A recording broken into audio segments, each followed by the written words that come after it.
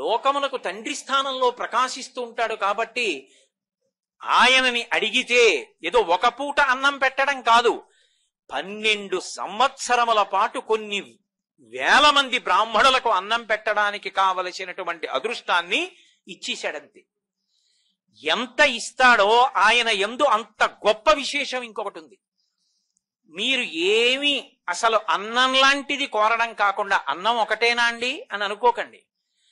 కేవలం ఇంటి ఇల్లాలు ఆయనని స్మరించి ఆయనకి నమస్కారం చేసి ఆయన నామములను పఠించిన, సూర్య దండకం చదివిన, ఏమీ చెప్పక్కర్లేదు. సూర్యాయ నమః, సూర్యాయ నమః, సూర్యాయ నమః అనుకున్న, రోజు నిద్ర లేవగానే సూర్య భగవానుడికి ఒక్క నమస్కారం చేసిన అటువంటి ఇల్లాలికి ఎంత గొప్ప అదృష్టాన్ని ఇస్తాడో తెలుసా?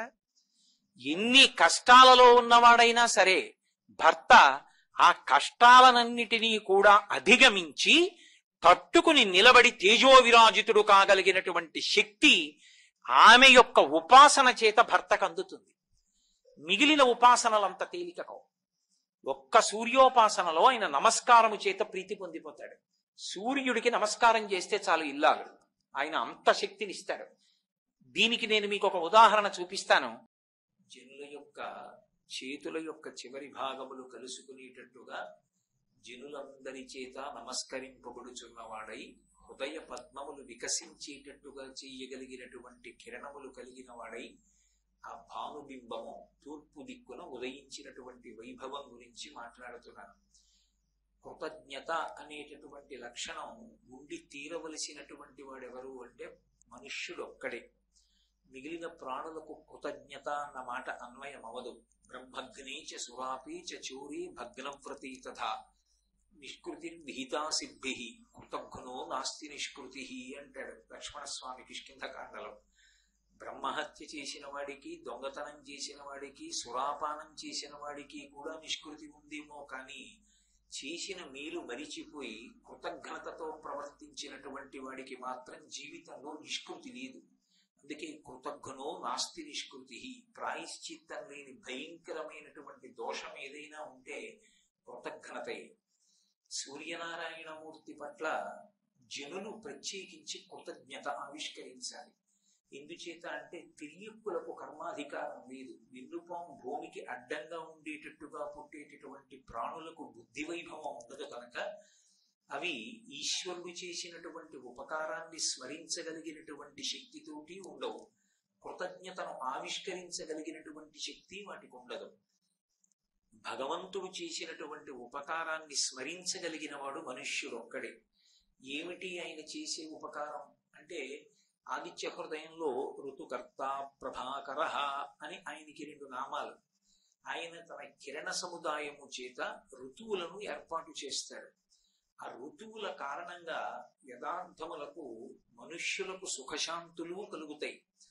ప్రకృతి యందు అనేక రకములైనటువంటి ఫలములు, పంటలు లభిస్తాయి. దానికి తోడుగా సృష్టి, స్థితి, లయ అనేటటువంటి 3 కార్యములు కూడా నిర్వహింపబడుతుంటాయి. నిన్న నేను మీతో మనవి చేసి ఉన్నాను.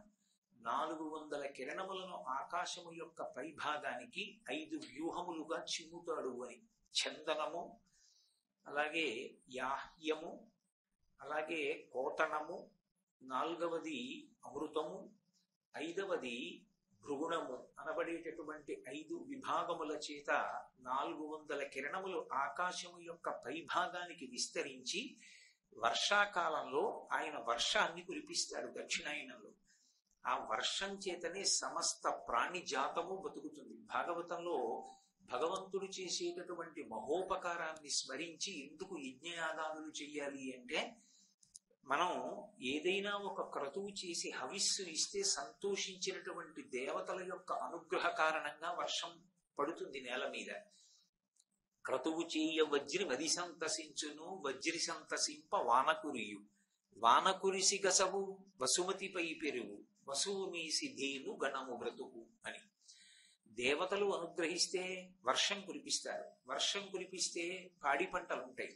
పాడి పంటలుంటే శం ద్విపదే శం చతుష్పదే అంటుంది వేదం. 4 కాళ్ళున్నవి, 2 కాళ్ళ ఉన్నటువంటి జీవులు కూడా కడుపు నిండా పదార్థాన్ని స్వీకరించి సుఖ సంతోషాలతో ఉంటారు. దానికి ఆధారం ఏది అంటే వర్షం. ఆ వర్షాన్ని 5 రకములైనటువంటి విభాగములతో కూడుకున్న 400 కిరణముల చేత మేఘములను ఉత్పాదన చేసి వర్షాన్ని కురిపించి లోకములను కాపాడేటటువంటి స్వరూపమున్నటువంటి వాడు సూర్యనారాయణమూర్తి. ఆయనయే సృష్టికర్త. ఎందుచేత అంటే ఒక మామిడి టెంక, ఓ సీతాఫలం గింజ, ఓ సపోటా గింజ భూమిలో పడిపోయి ఉన్నాయి అనుకోండి, ఏది ఏది అన్నది తెలియదు. కానీ అదే వర్ష బిందువు తగలగాని అందులోంచి అంకురం పైకొస్తుంది. పైకొచ్చి ఇది సీతాఫలం చెట్టు, ఇది మామిడి చెట్టు, ఇది సపోటా చెట్టు అని తెలుస్తుంది. నామరూపాత్మకమైనటువంటి ప్రపంచము పరిఢవిల్లేది దేని వల్ల అంటే వర్ష బిందువు యొక్క స్పర్శ చేత. ఆ వర్ష బిందువు లేకపోతే అసలు ఉత్పత్తి లేదు. కాబట్టి మహోపకారం చేసేటటువంటి సృష్టికర్త ఆయనే, స్థితికర్త ఆయనే, ప్రళయకర్త ఆయనే. మీతో నేను మనవి చేసి ఉన్నాను, 300 కిరణముల చేత మంచుని సృష్టిస్తాడు. ఎందుకు మంచుని సృష్టించడము అంటే ఆ మంచు ఏర్పడినటువంటి కాలంలో ఋతువు మారుతుంది. శరదృతువు, హేమంత ఋతువు వస్తాయి. ఆ 2 ఋతువుల యందు మళ్ళీ ప్రారంభకాలమైనటువంటి వసంత ఋతువు యందు సూర్యుని యొక్క కిరణముల ప్రకాశాన్ని దృష్టిలో పెట్టుకుని యమధర్మరాజు గారి యొక్క 2 కోరలలో ఒక్కొక్క కోర బయట పెడతాడు. వసంత ఋతువులో ఒక కోర పైకి వస్తుంది, శరదృతువులో ఒక కోర పైకి వస్తుంది. ఈ 2 కోరలు పైకి వచ్చినటువంటి సమయంలో విశేషమైనటువంటి జననష్టం జరుగుతుంది. యథార్థానికి అలా జననష్టం జరగనటువంటి పరమ భద్రతతో కూడుకున్న కాలం ఇది అంటే గ్రీష్మ ఋతువు. గ్రీష్మ ఋతువు ఎండలు మెండుగా కాస్తాయి, కానీ అది లోకానికంతటికీ క్షేమదాయకమైనటువంటి కాలం. ఎందుకంటే సూర్యకిరణముల యొక్క ప్రసారం చాలా విస్తారంగా ఉంటుంది. అందుకే ఆయన ఆ కిరణములను వశ్యము, మేష్యము, శైష్యము, అలాగే హరాదినము అని 4 రకములైన విభాగంతో 300 కిరణములను మంచు సృష్టి చేయడానికి వినియోగిస్తాడు. ఆ కాలము లయకారకమై ఉంటుంది. ఇంకొక 300 కిరణములను శుక్రాస్తము, చంద్రాస్తము అనేటటువంటి 2 విభాగముల చేత ముగ్గురిని కాపాడుతుంటాడు ఏకకాలంలో. దేవతల్ని, పితృదేవతల్ని, మిగిలినటువంటి మనుష్యాది సమస్త జీవకోటిని 300 కిరణములను 2 విభాగములు చేసి కాపాడతాడు. అలా కాపాడడం కోసమే ఆయన యొక్క తేజస్సు మారుతుంటుంది. మహాసౌరంలో ఆయన గురించి మాట్లాడుతూ ఒక విషయం చెప్తారు. అన్ని ఋతువుల యందు సూర్యబింబం ఒక్కలా ప్రకాశించదు. ఒక్కొక్క ఋతువు యందు సూర్యబింబం యొక్క ప్రకాశం వివిధ రకములుగా మారిపోతుంది. అన్నిటికన్నా ముందు మనం చెప్పేది ఏదంటే చైత్ర వైశాఖ మాసములు వసంత ఋతువు. వసంత ఋతువు దగ్గరికి వచ్చేటప్పటికి ఆయన కపిలవర్ణంతో ప్రకాశిస్తాడు. కపిలవర్ణము అంటే చాలా మంది నల్లటి రంగు అని అనుకుంటూ ఉంటారు. కపిల గోవు అన్నాను అనుకోండి, నల్లటి గోవు అనుకుంటారు. కానీ కపిలవర్ణము అంటే నలుపు అని లేదు. ఎందుకంటే విఘ్నేశ్వరుడికి కూడా కపిలహ అని ఒక నామం ఉంది. సుముఖశ్చైకదంతశ్చ కపిలో గజకర్ణకః అని, కపిలుడు అని. కపిలవర్ణము అన్న వర్ణానికి అర్థం ఏంటంటే నెత్తుటి యందు నలుపు చేరితే ఎలా ఉంటుందో అటువంటి రంగుని కపిలవర్ణం అంటారు. ఆవులలో సహజంగా నెత్తుటి యందు నలుపు చేరినటువంటి రంగుతో కొన్ని ఆవులు ప్రకాశిస్తూ ఉంటాయి. అటువంటి ఆవుల్ని కపిల గోవులని పిలుస్తారు. ఆ కపిల గోవు ఏర్పడడానికి కారణం ఒకానొకప్పుడు పరమశివుని యొక్క నేత్రముల నుండి దృష్టిపాతము కొన్ని ఆవుల మీద పడింది. అప్పుడు అవి అటువంటి రంగు సంతరించుకున్నాయి. అందుకే మళ్ళీ గోవుల యందు కపిల గోవుకి విశేష ప్రాధాన్యత. అటువంటి కపిల వర్ణంలో వసంత ఋతువులో ప్రకాశిస్తాడు. వసంత ఋతువు చైత్ర వైశాఖ మాసంలో. వసంత ఋతువు యందు కూడా యమదంస్త్ర బయటికి వస్తుంది, ఒక కోర పైకి వస్తుంది. కానీ కపిల వర్ణంతో ప్రకాశించేటటువంటి సూర్యుడు వసంత ఋతువు యందుండగా ఉత్తరాయణ పుణ్యకాలం నడుస్తుంది.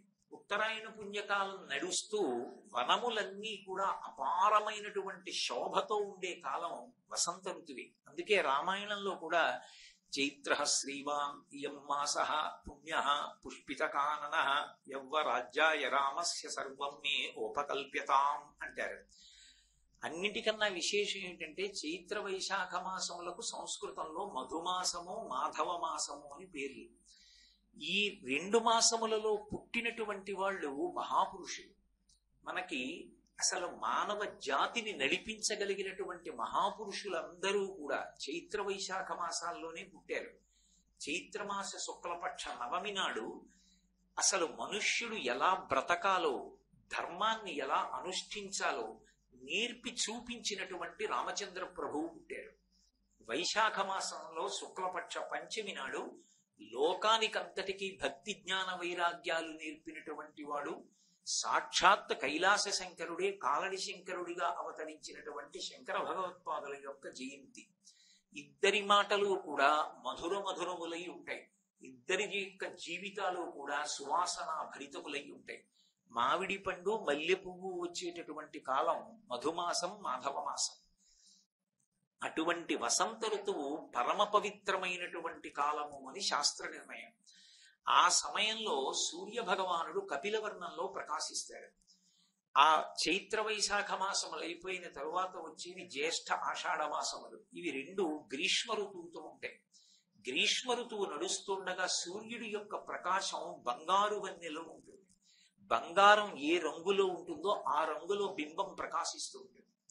ఇది దాటిపోయిన తర్వాత శ్రావణ భాద్రపద మాసాలు వర్ష ఋతువు వస్తాయి. వర్ష ఋతువు వచ్చేసరికి సూర్యబింబం తెల్లటి రంగును పొందుతుంది. సూర్యుడు తెల్లటి రంగును పొందాడు అంటే అనుగ్రహ ప్రదాత అయి లోకములకంతటికీ కూడా వర్షాన్ని కటాక్షిస్తాడు అని గుర్తు. శ్రావణ భాద్రపద మాసాల్లో తెలుపు రంగు పొందుతాడు. ఆశ్వీజ కార్తీక మాసాలు శరదృతువు. శరదృతువులో తెలుపు పసుపు కలిసినటువంటి వర్ణం ఎంత తేజోవంతంగా ఉంటుందో అంత అద్భుతమైనటువంటి బింబం ఏర్పడుతుంది. ఆ బింబము యొక్క కాంతి చంద్రుడి మీదకి వెడుతుంది. ఆ చంద్రుడి మీదకి వెళ్ళినప్పుడు చంద్రుడు ఆశ్వీజ శుద్ధ పౌర్ణమి నాడు పరిణిత చంద్రుడిగా దర్శనమిస్తాడు. అందుకే మిగిలినటువంటి ఏ పౌర్ణమికి కనపడనటువంటి చంద్రబింబం ఒక్క ఆశ్వీజ శుద్ధ పౌర్ణమి నాడు మాత్రం విశేషమైనటువంటి బింబ దర్శనం అవుతుంది. అందుకే ఆ ఒక్క చంద్రుడికే పరిణిత చంద్రుడని పేరు. అలా ఉండడానికి కారణం ఏమిటంటే శరత్కాలమునందు సూర్యబింబం పసుపు తెలుపు కలిసినటువంటి రంగులో ప్రకాశిస్తుంది. తర్వాత వచ్చేటటువంటిది హేమంత ఋతువు. హేమంత ఋతువు దగ్గరికి వచ్చేటప్పటికి తామ్రవర్ణంలోకి మారిపోతాడు. విపరీతమైనటువంటి మంచు పడడం ప్రారంభమవుతుంది. అంతా మంచు పడి లోకమంతా గడగడ గడగడ వణికిపోతుంది. ఒక కవి చాలా అందమైన మాట చెప్పాడు కూడా. ఏదో ఆ తెల్లవారుజాము అయ్యేటప్పటికీ ఆ మంచంతా పడుతుండడం చేత సమస్త భూతములు వణికిపోతాయి. వణకకుండా నిలబడేటటువంటి ఏకైక ప్రాణి ఎవరు అంటే భూమాత ఒక్కతే వణకదు. క్రాతర్వేళల మంచు జుంకిగిమి జంపంబైనలి బచ్చికల్ శ్వేతశ్రీ తిలకించుటెంతయు రహించన్ సర్వభూతంబులన్ శీతశ్రాంతి వడంక తానచలయై చెల్వొందు భూదేవికిన్ సీతత్తు ప్రభుడిచ్చు వజ్రముల రాశింబులే నల్వంకలన్నన్నాడు. సమస్త ప్రాణులు కూడా ఊహూయని వడక లోకముర్వీనాథాని వణికిపోతుంటే ఒక్క భూకాంత మాత్రం నేను వణికిపోతే ఈ లోకాలు ఈ ప్రాణులు నిలబడరని ఆవిడ మాత్రం వణకకుండా నించుంటుంది. అప్పుడు శీతత్తు ప్రభుడిచ్చు వజ్రముల రాశింబూలే నల్వంకలం. ఆ శీతాకాలానికి ప్రభు అయినటువంటి వాడు హేమంత ఋతువు యొక్క అధీశుడు సంతోషించి నా ధాటికి అందరూ వణికారు, నువ్వు ఒక్కదానివే వణకలేదు, ఇదిగో నీకు వజ్రాల రాసులు బహూకరిస్తున్నానని ఇచ్చాడా అన్నట్టుగా ఆ భూమి మీద ఉండేటటువంటి గడ్డి పరకల చివర భాగంలో ప్రకాశిస్తున్నటువంటి మంచు బిందువులు లేత సూర్యకిరణములు పడినప్పుడు వజ్రముల రాశుల్లా కనపడతాయిట. కాబట్టి హేమంత ఋతువు దగ్గరికి వచ్చేటప్పటికీ ఆయన తామ్రవర్ణంలో అనుగ్రహిస్తాడు. ఇక చిట్ట చివరికి వచ్చేటప్పటికి శిశిర ఋతువు. ఆ శిశిర ఋతువులో చెట్లన్నీ కూడా ఆకులు రాల్చేయాలి. ఆకులు రాల్చి మళ్ళీ ఆకులు రావాలి. అలా అనుగ్రహించడం కోసం శిశిర ఋతువు దగ్గరికి వచ్చేటప్పటికి లోహిత వర్ణంలోకి మారిపోతాడు. ఇందులో మళ్ళీ సూర్య వైభవం ఎంత గొప్పగా ఉంటుంది అంటే అన్ని ప్రాణులకు కూడా ఆయన శుద్ధి క్రియని ఏర్పాటు చేస్తాడు అని. మనం అంటే ఏదో వైద్య పరీక్షలు చేయించుకుంటాం. వైద్యుడి దగ్గరికి వెళ్ళి నా శరీరం బానే ఉందా, లోపల ఏమైనా దోషాలు ఏర్పడ్డాయా అన్న విషయాన్ని నిర్ధారించుకుని ఆ రుగ్మత పోవడం కోసమని ఔషధాన్ని సేవిస్తాం.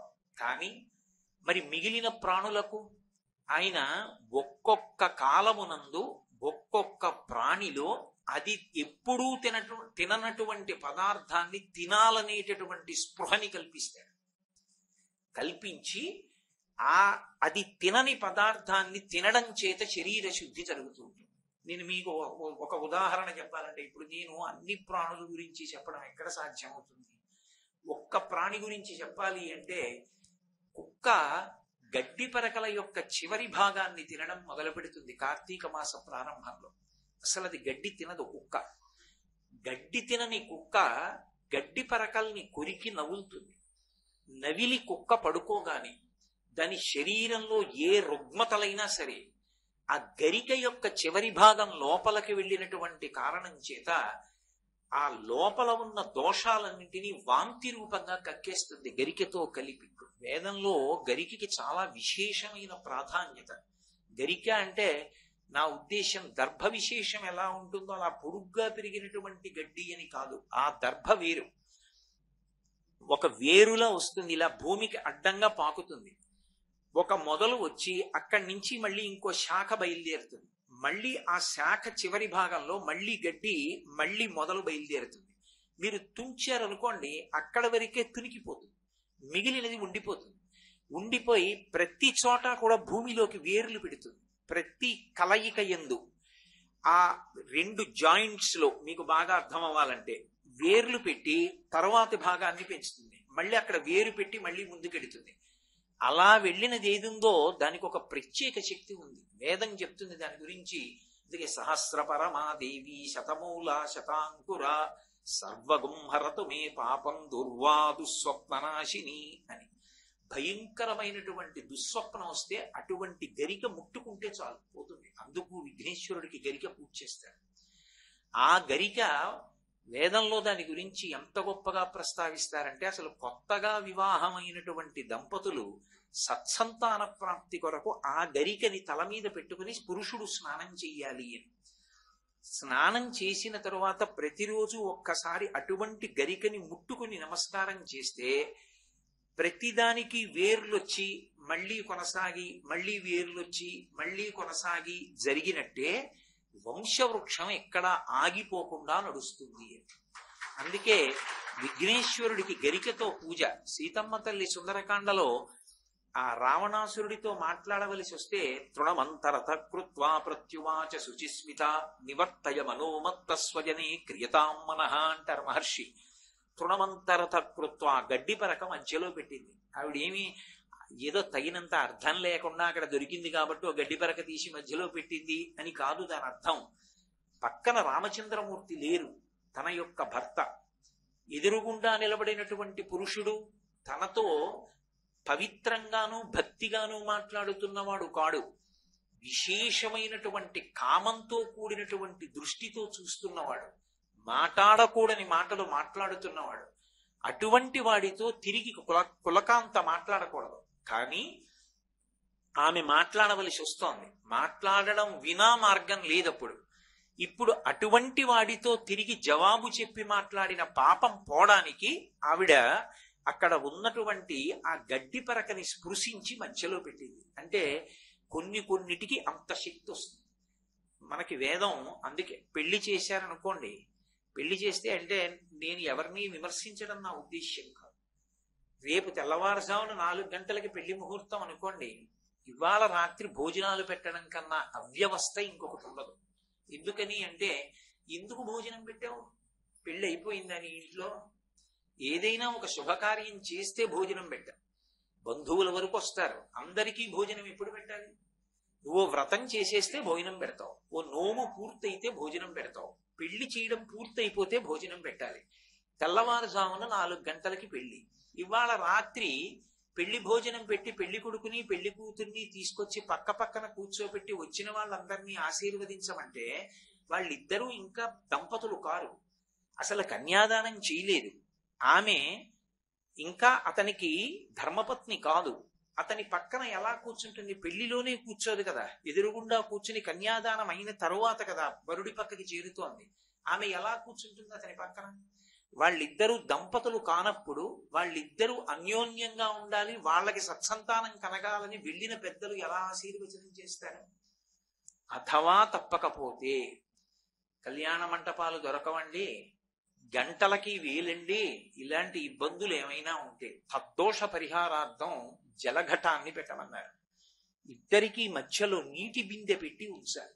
ఉంచితే వాళ్ళు వేరువేరుగా ఉన్నట్లే శాస్త్రంలో పరిగణింపబడుతుంది. కన్యాదానం జరిగే వరకు వాళ్ళని వేరువేరుగా ఆశీర్వచనం చేసినట్టు తప్ప మధ్యలో నీటి బిందె లేకుండా కలిపి కూర్చోబెట్టకూడదు.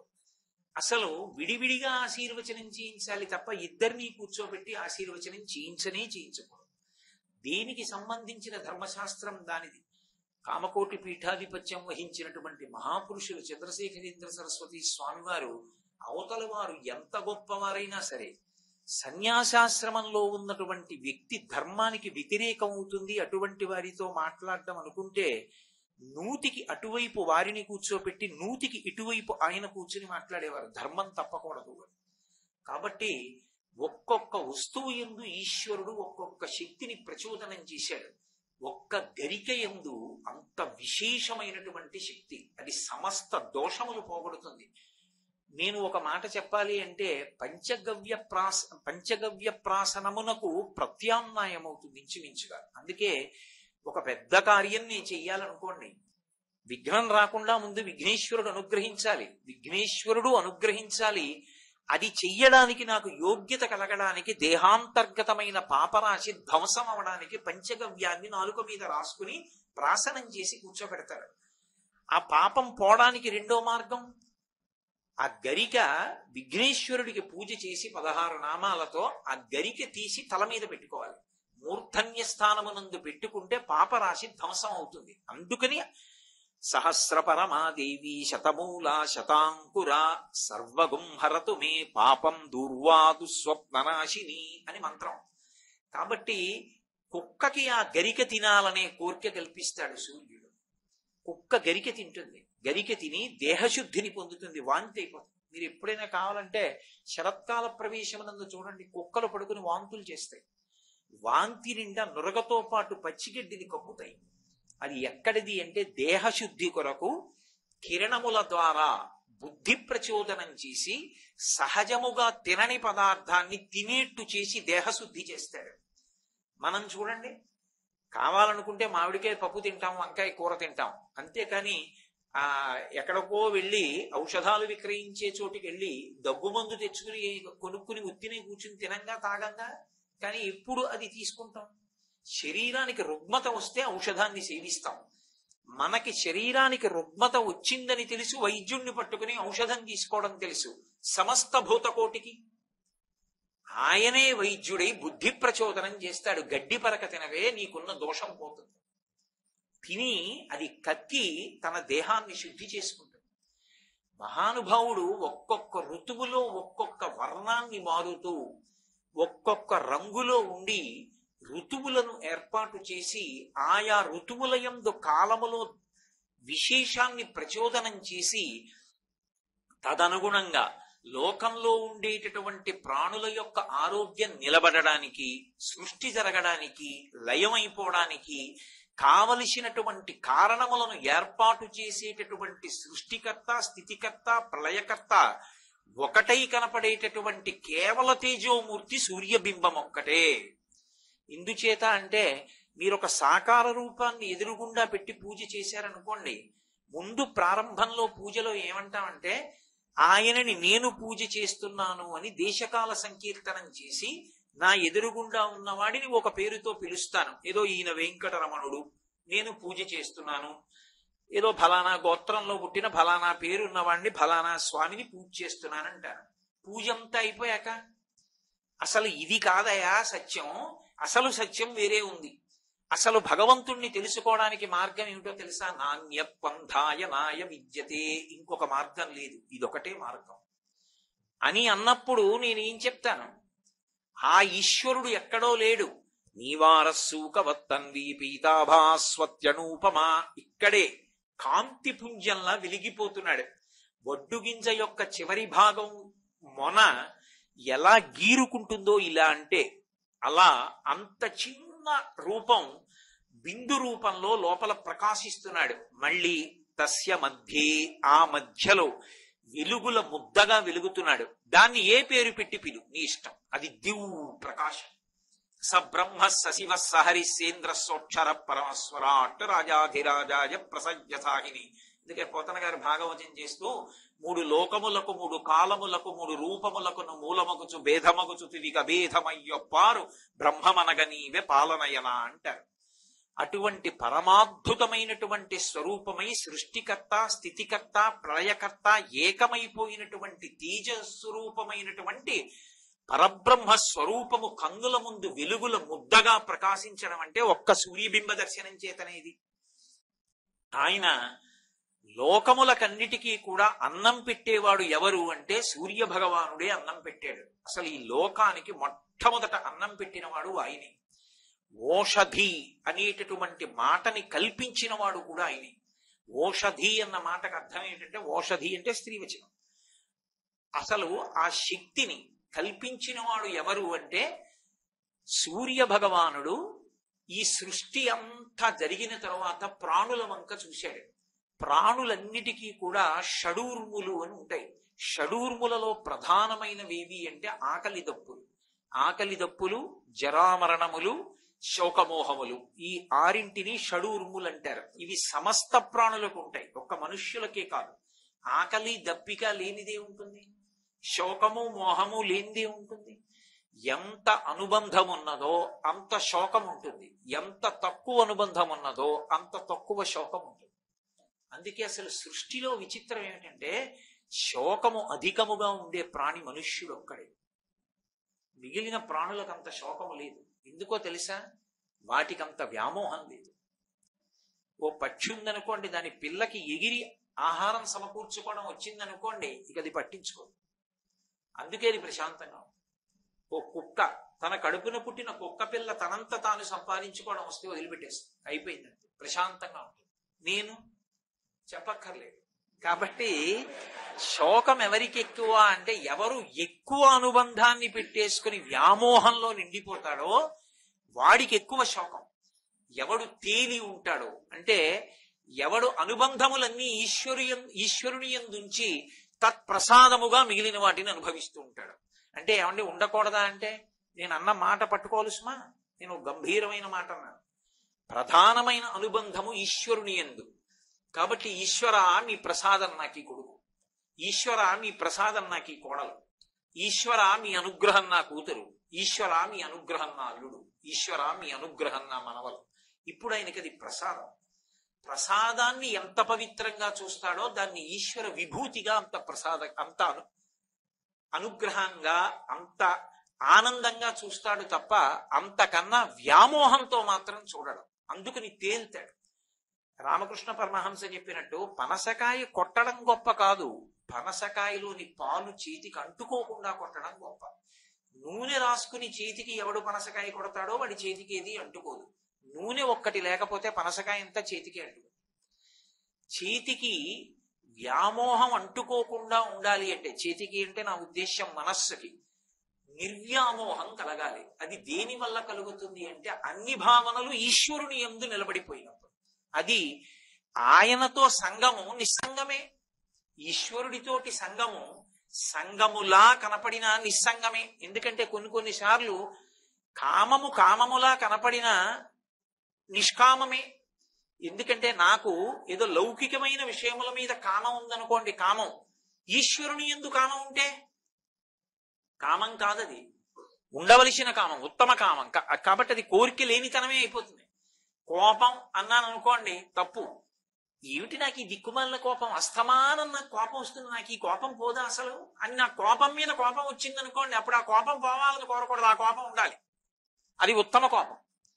కాబట్టి ఉండి లేనిది అవుతుంది, ఉండి ఉత్తమ గుణం అవుతుంది. ఎప్పుడు ఒకప్పుడు దుర్గుణంగా ఉన్నది ఒకప్పుడు సుగుణం అవుతుంది. అలా ఎప్పుడు మారుతుంది జీవితం అంటే సమస్తము ఈశ్వరుని యందు న్యాసమైనప్పుడు.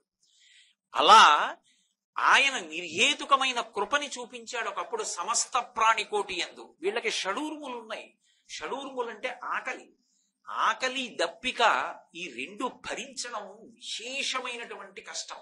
సంస్కృతంలో ఏది అసలు అలవాటు పడడం, దేన్ని ఉపాసనలోకి తెచ్చుకోవడం, ఏది గుణముగా ప్రకాశించడం చాలా కష్టమో దాన్ని క్షకారంతో ప్రయోగిస్తారు. క్షమ అన్నాను అనుకోండి, ఓర్పుతో ఉండడం అంత తేలిక కాదు. కనపడ్డ ప్రతివాడి మీద కలియబడిపోవడానికి అహంకారం ఉంటే చాలు. నా అంతవాణ్ణి నేను, వాడికేం తెలుసని తిరగబడిపోతూ ఉంటాడు. కానీ నాకేం తెలుసండి అని ఓర్పు పట్టాలనుకోండి, ఎంతో వినయం ఉండాలి. ఆ వినయం అంత తొందరగా వచ్చేస్తే ఇంకే. అందుకు కదా శంకర భగవత్పాదులు షట్పది చేస్తూ అవినయమపనయ విష్ణోహో అని మొదలు పెట్టారు. క్షమ, క్షుత్ అంటే ఆకలి, అది అంత తేలిక కాదు. అలాగే క్షుధా, దాహం వేసిందనుకోండి, అంత తేలిక కాదు ఓర్చుకోవడం. అటువంటి షడూర్ములలో ఒకటైనటువంటి ఆకలి చేత ప్రాణులన్నీ బాధపడుతున్నాయి. ఎంతమందికి ఎన్నిసార్లు అన్నం పెడతారు?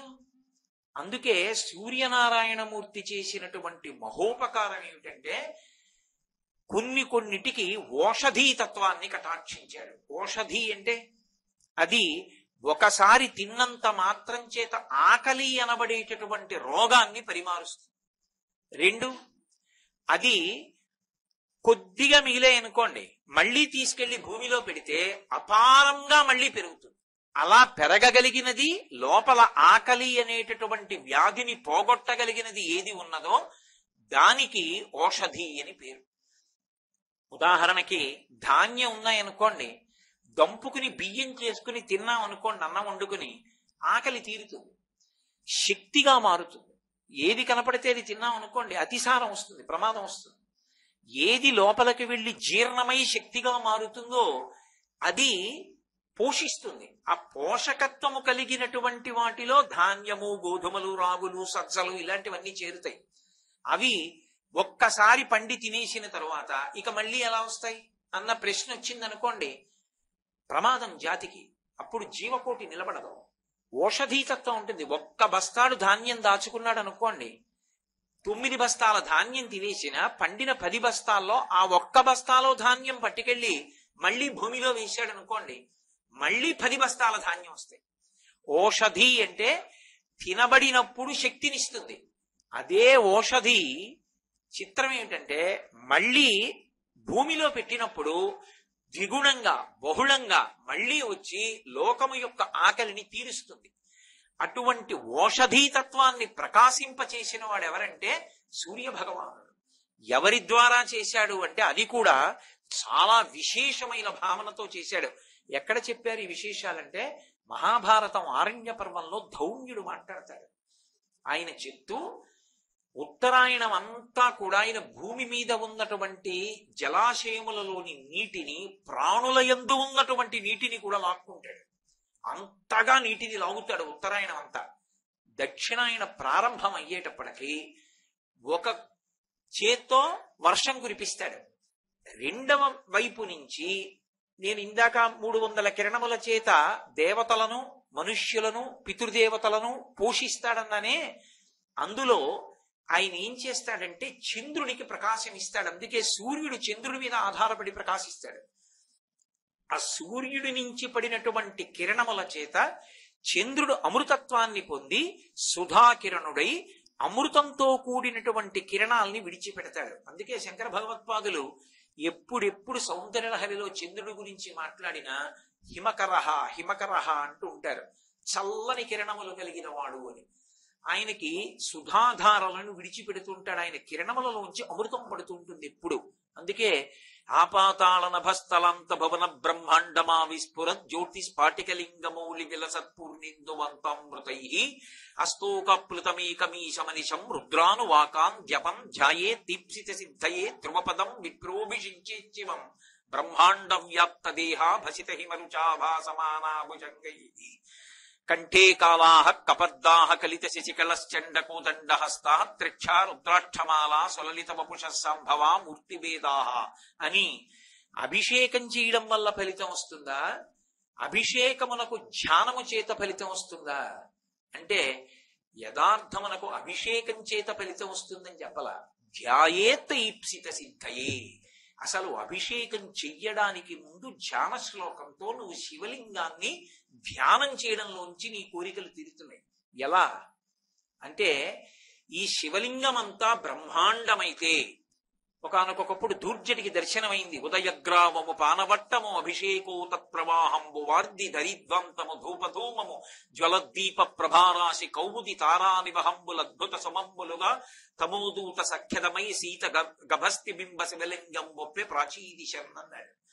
అండము గుడ్డు ఈ బ్రహ్మాండమంతా ఓ శివలింగం అయితే దాని మీద ఉన్నటువంటి చంద్రబింబం ధారాపాత్రయై అందులోంచి పడుతున్నటువంటి అమృతధారల చేత ఈ బ్రహ్మాండం అనేటటువంటి శివలింగము చల్ల పడిపోయి ఉంటుంది, తడిసిపోయి. ఆ చల్లగా తడిగా ఉన్న శివలింగాన్ని ముట్టుకుని ఆ చల్లతనాన్ని అనుభవించడం ఎవరు ధ్యానమునందు అనుభవిస్తారో అటువంటి వారికి ధ్యాయేత్ ఈప్సిత సిద్ధయే ధ్రువపదం విప్రోభిషించే శివం. శివం మంగళప్రదుడై ఆయన అందరికీ కూడా శుభంకరుడై మంగళములనిస్తాడు. కాబట్టి చంద్రుడు సుధాకిరణుడై అమృత కిరణములను తనవిగా చేసుకుని అమృత వృష్టిని కురిపిస్తాడు. ఇప్పుడు ఆ అమృత కిరణముల చేత ఓషధీతత్వాన్ని కల్పిస్తాడు. ధాన్యం పండుతోందనుకోండి, ఆ పండుతున్న ధాన్యం కొంతకాలం నిలవ చేసి తీసుకొచ్చి మళ్లీ భూమిలో పెట్టి తడి తగిలితే అందులోంచి అంకురము వచ్చి ఒక్క వడ్డు గింజలోంచి కంకు పుట్టి కంకులోంచి మళ్ళీ ఇన్ని ధాన్యపు గింజలు ఎవరి అనుగ్రహం చేత వచ్చాయని అడిగారు. అదంతా సూర్యానుగ్రహమే. సూర్యనారాయణుని యొక్క అనుగ్రహం చేత ఓషధీతత్వం ప్రకాశించి సమస్త భూతముల యొక్క ఆకలి తీరుతోంది. అంటే అటువంటి మహానుభావుడికి అన్నం పెట్టిన వాడికి, పోషించిన వాడికి, ఋతుకర్త అయిన వాడికి, ప్రభాకరుడై వెలుతురిచ్చిన వాడికి మనం నమస్కారం చేయకపోతే ఎంతటి కృతజ్ఞతా దోషాన్ని మనం పొందుతాం. అందుకని సూర్యనారాయణమూర్తికి నమస్కారం చెయ్యకుండా ప్రారంభం చేసినటువంటి రోజు ఏది ఉందో ఆ రోజు కృతజ్ఞతతో కూడుకున్నటువంటి రోజు. కాబట్టి మహానుభావుడు అన్నదాత. ఆయన లోకమునకంతటికి అన్నం పెట్టాడు. అందుకే అన్నపూర్ణి అని మనకి అమ్మవారి యందు ఒక తత్వం ఉంటుంది. ఆవిడ మాతృస్వరూపమై అందరికీ అన్నం పెడుతుంది. అన్నం పెట్టేటప్పుడు కూడా చేతితో ఎడం చేతిలో బంగారు పాత్ర పట్టుకుని, బంగారు పాత్రలో పాయసం పట్టుకుని, కుడి చేతిలో గరిటె పట్టుకుని నిలబడుతుంది. ఆ నిలబడినప్పుడు కేవలం అన్నం ఒక్కటే పెట్టదు ఆవిడ, అన్నంతో పాటు కోర్కెలని కూడా తీరుస్తుంది. ఉభౌ దర్వీ కుంభౌ మణిగణక సంభావిత గుణౌ దదానాపాణిభ్యాం మృతరస మృష్ణ అన్న కలితౌ కళాఢ్యా కళ్యాణీ కలిత సదనా శ్రీ గిరసి శిరసస్య సౌ భ్రామర్యం వా రచయితుమదిష్టార్థ విభవం అంటారు. అలా కోర్కెలను కూడా తీర్చడానికి కావలసినటువంటి విభూతిని వడ్డించేటటువంటి తల్లికి అన్నపూర్ణ అని పేరు. అయితే ఇంతమందికి ఆవిడ అన్నం అలా ఎలా పెడుతుంటుంది? ఎలా పెడుతుంది అంటే సూర్యచంద్రులిద్దరినీ ఆమె స్తనములుగా చేసుకుని పెడుతుంటుంది.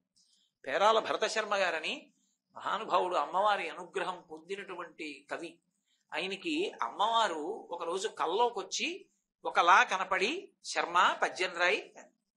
ఆయన అలా పద్యం రాస్తే బాగుంటుందా అమ్మా అని రాయడం మానేశారు. ఆవిడ వరుసగా 3 రోజులు కల్లోకి వచ్చి శర్మ నేను వ్రాయమంటే నీకేమిటి అభ్యంతరం రాయమని. అప్పుడు ఆయన అమ్మవారి అలకల మీద ముంగురుల మీద ఒక పద్యం రాశారు. ఇప్పుడు సరే నేను అమ్మవారి కేశపాశం గురించి మాట్లాడటం లేదనుకోండి, అందులో శారదానందలహరిలో పేరాల భరతశర్మ గారు ఒక మాట అంటారు.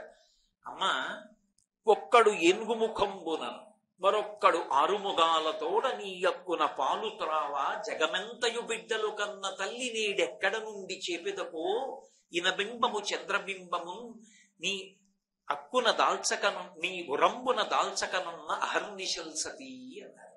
అమ్మా నీకు ఉన్నది 2 స్తనాలు, స్తనముల చేతే కదా మాతృత్వం లోకాన్ని పోషించడం. అటువంటి తల్లివి 2 స్తనములతోటి లోకాన్నంతటినీ పోషించ.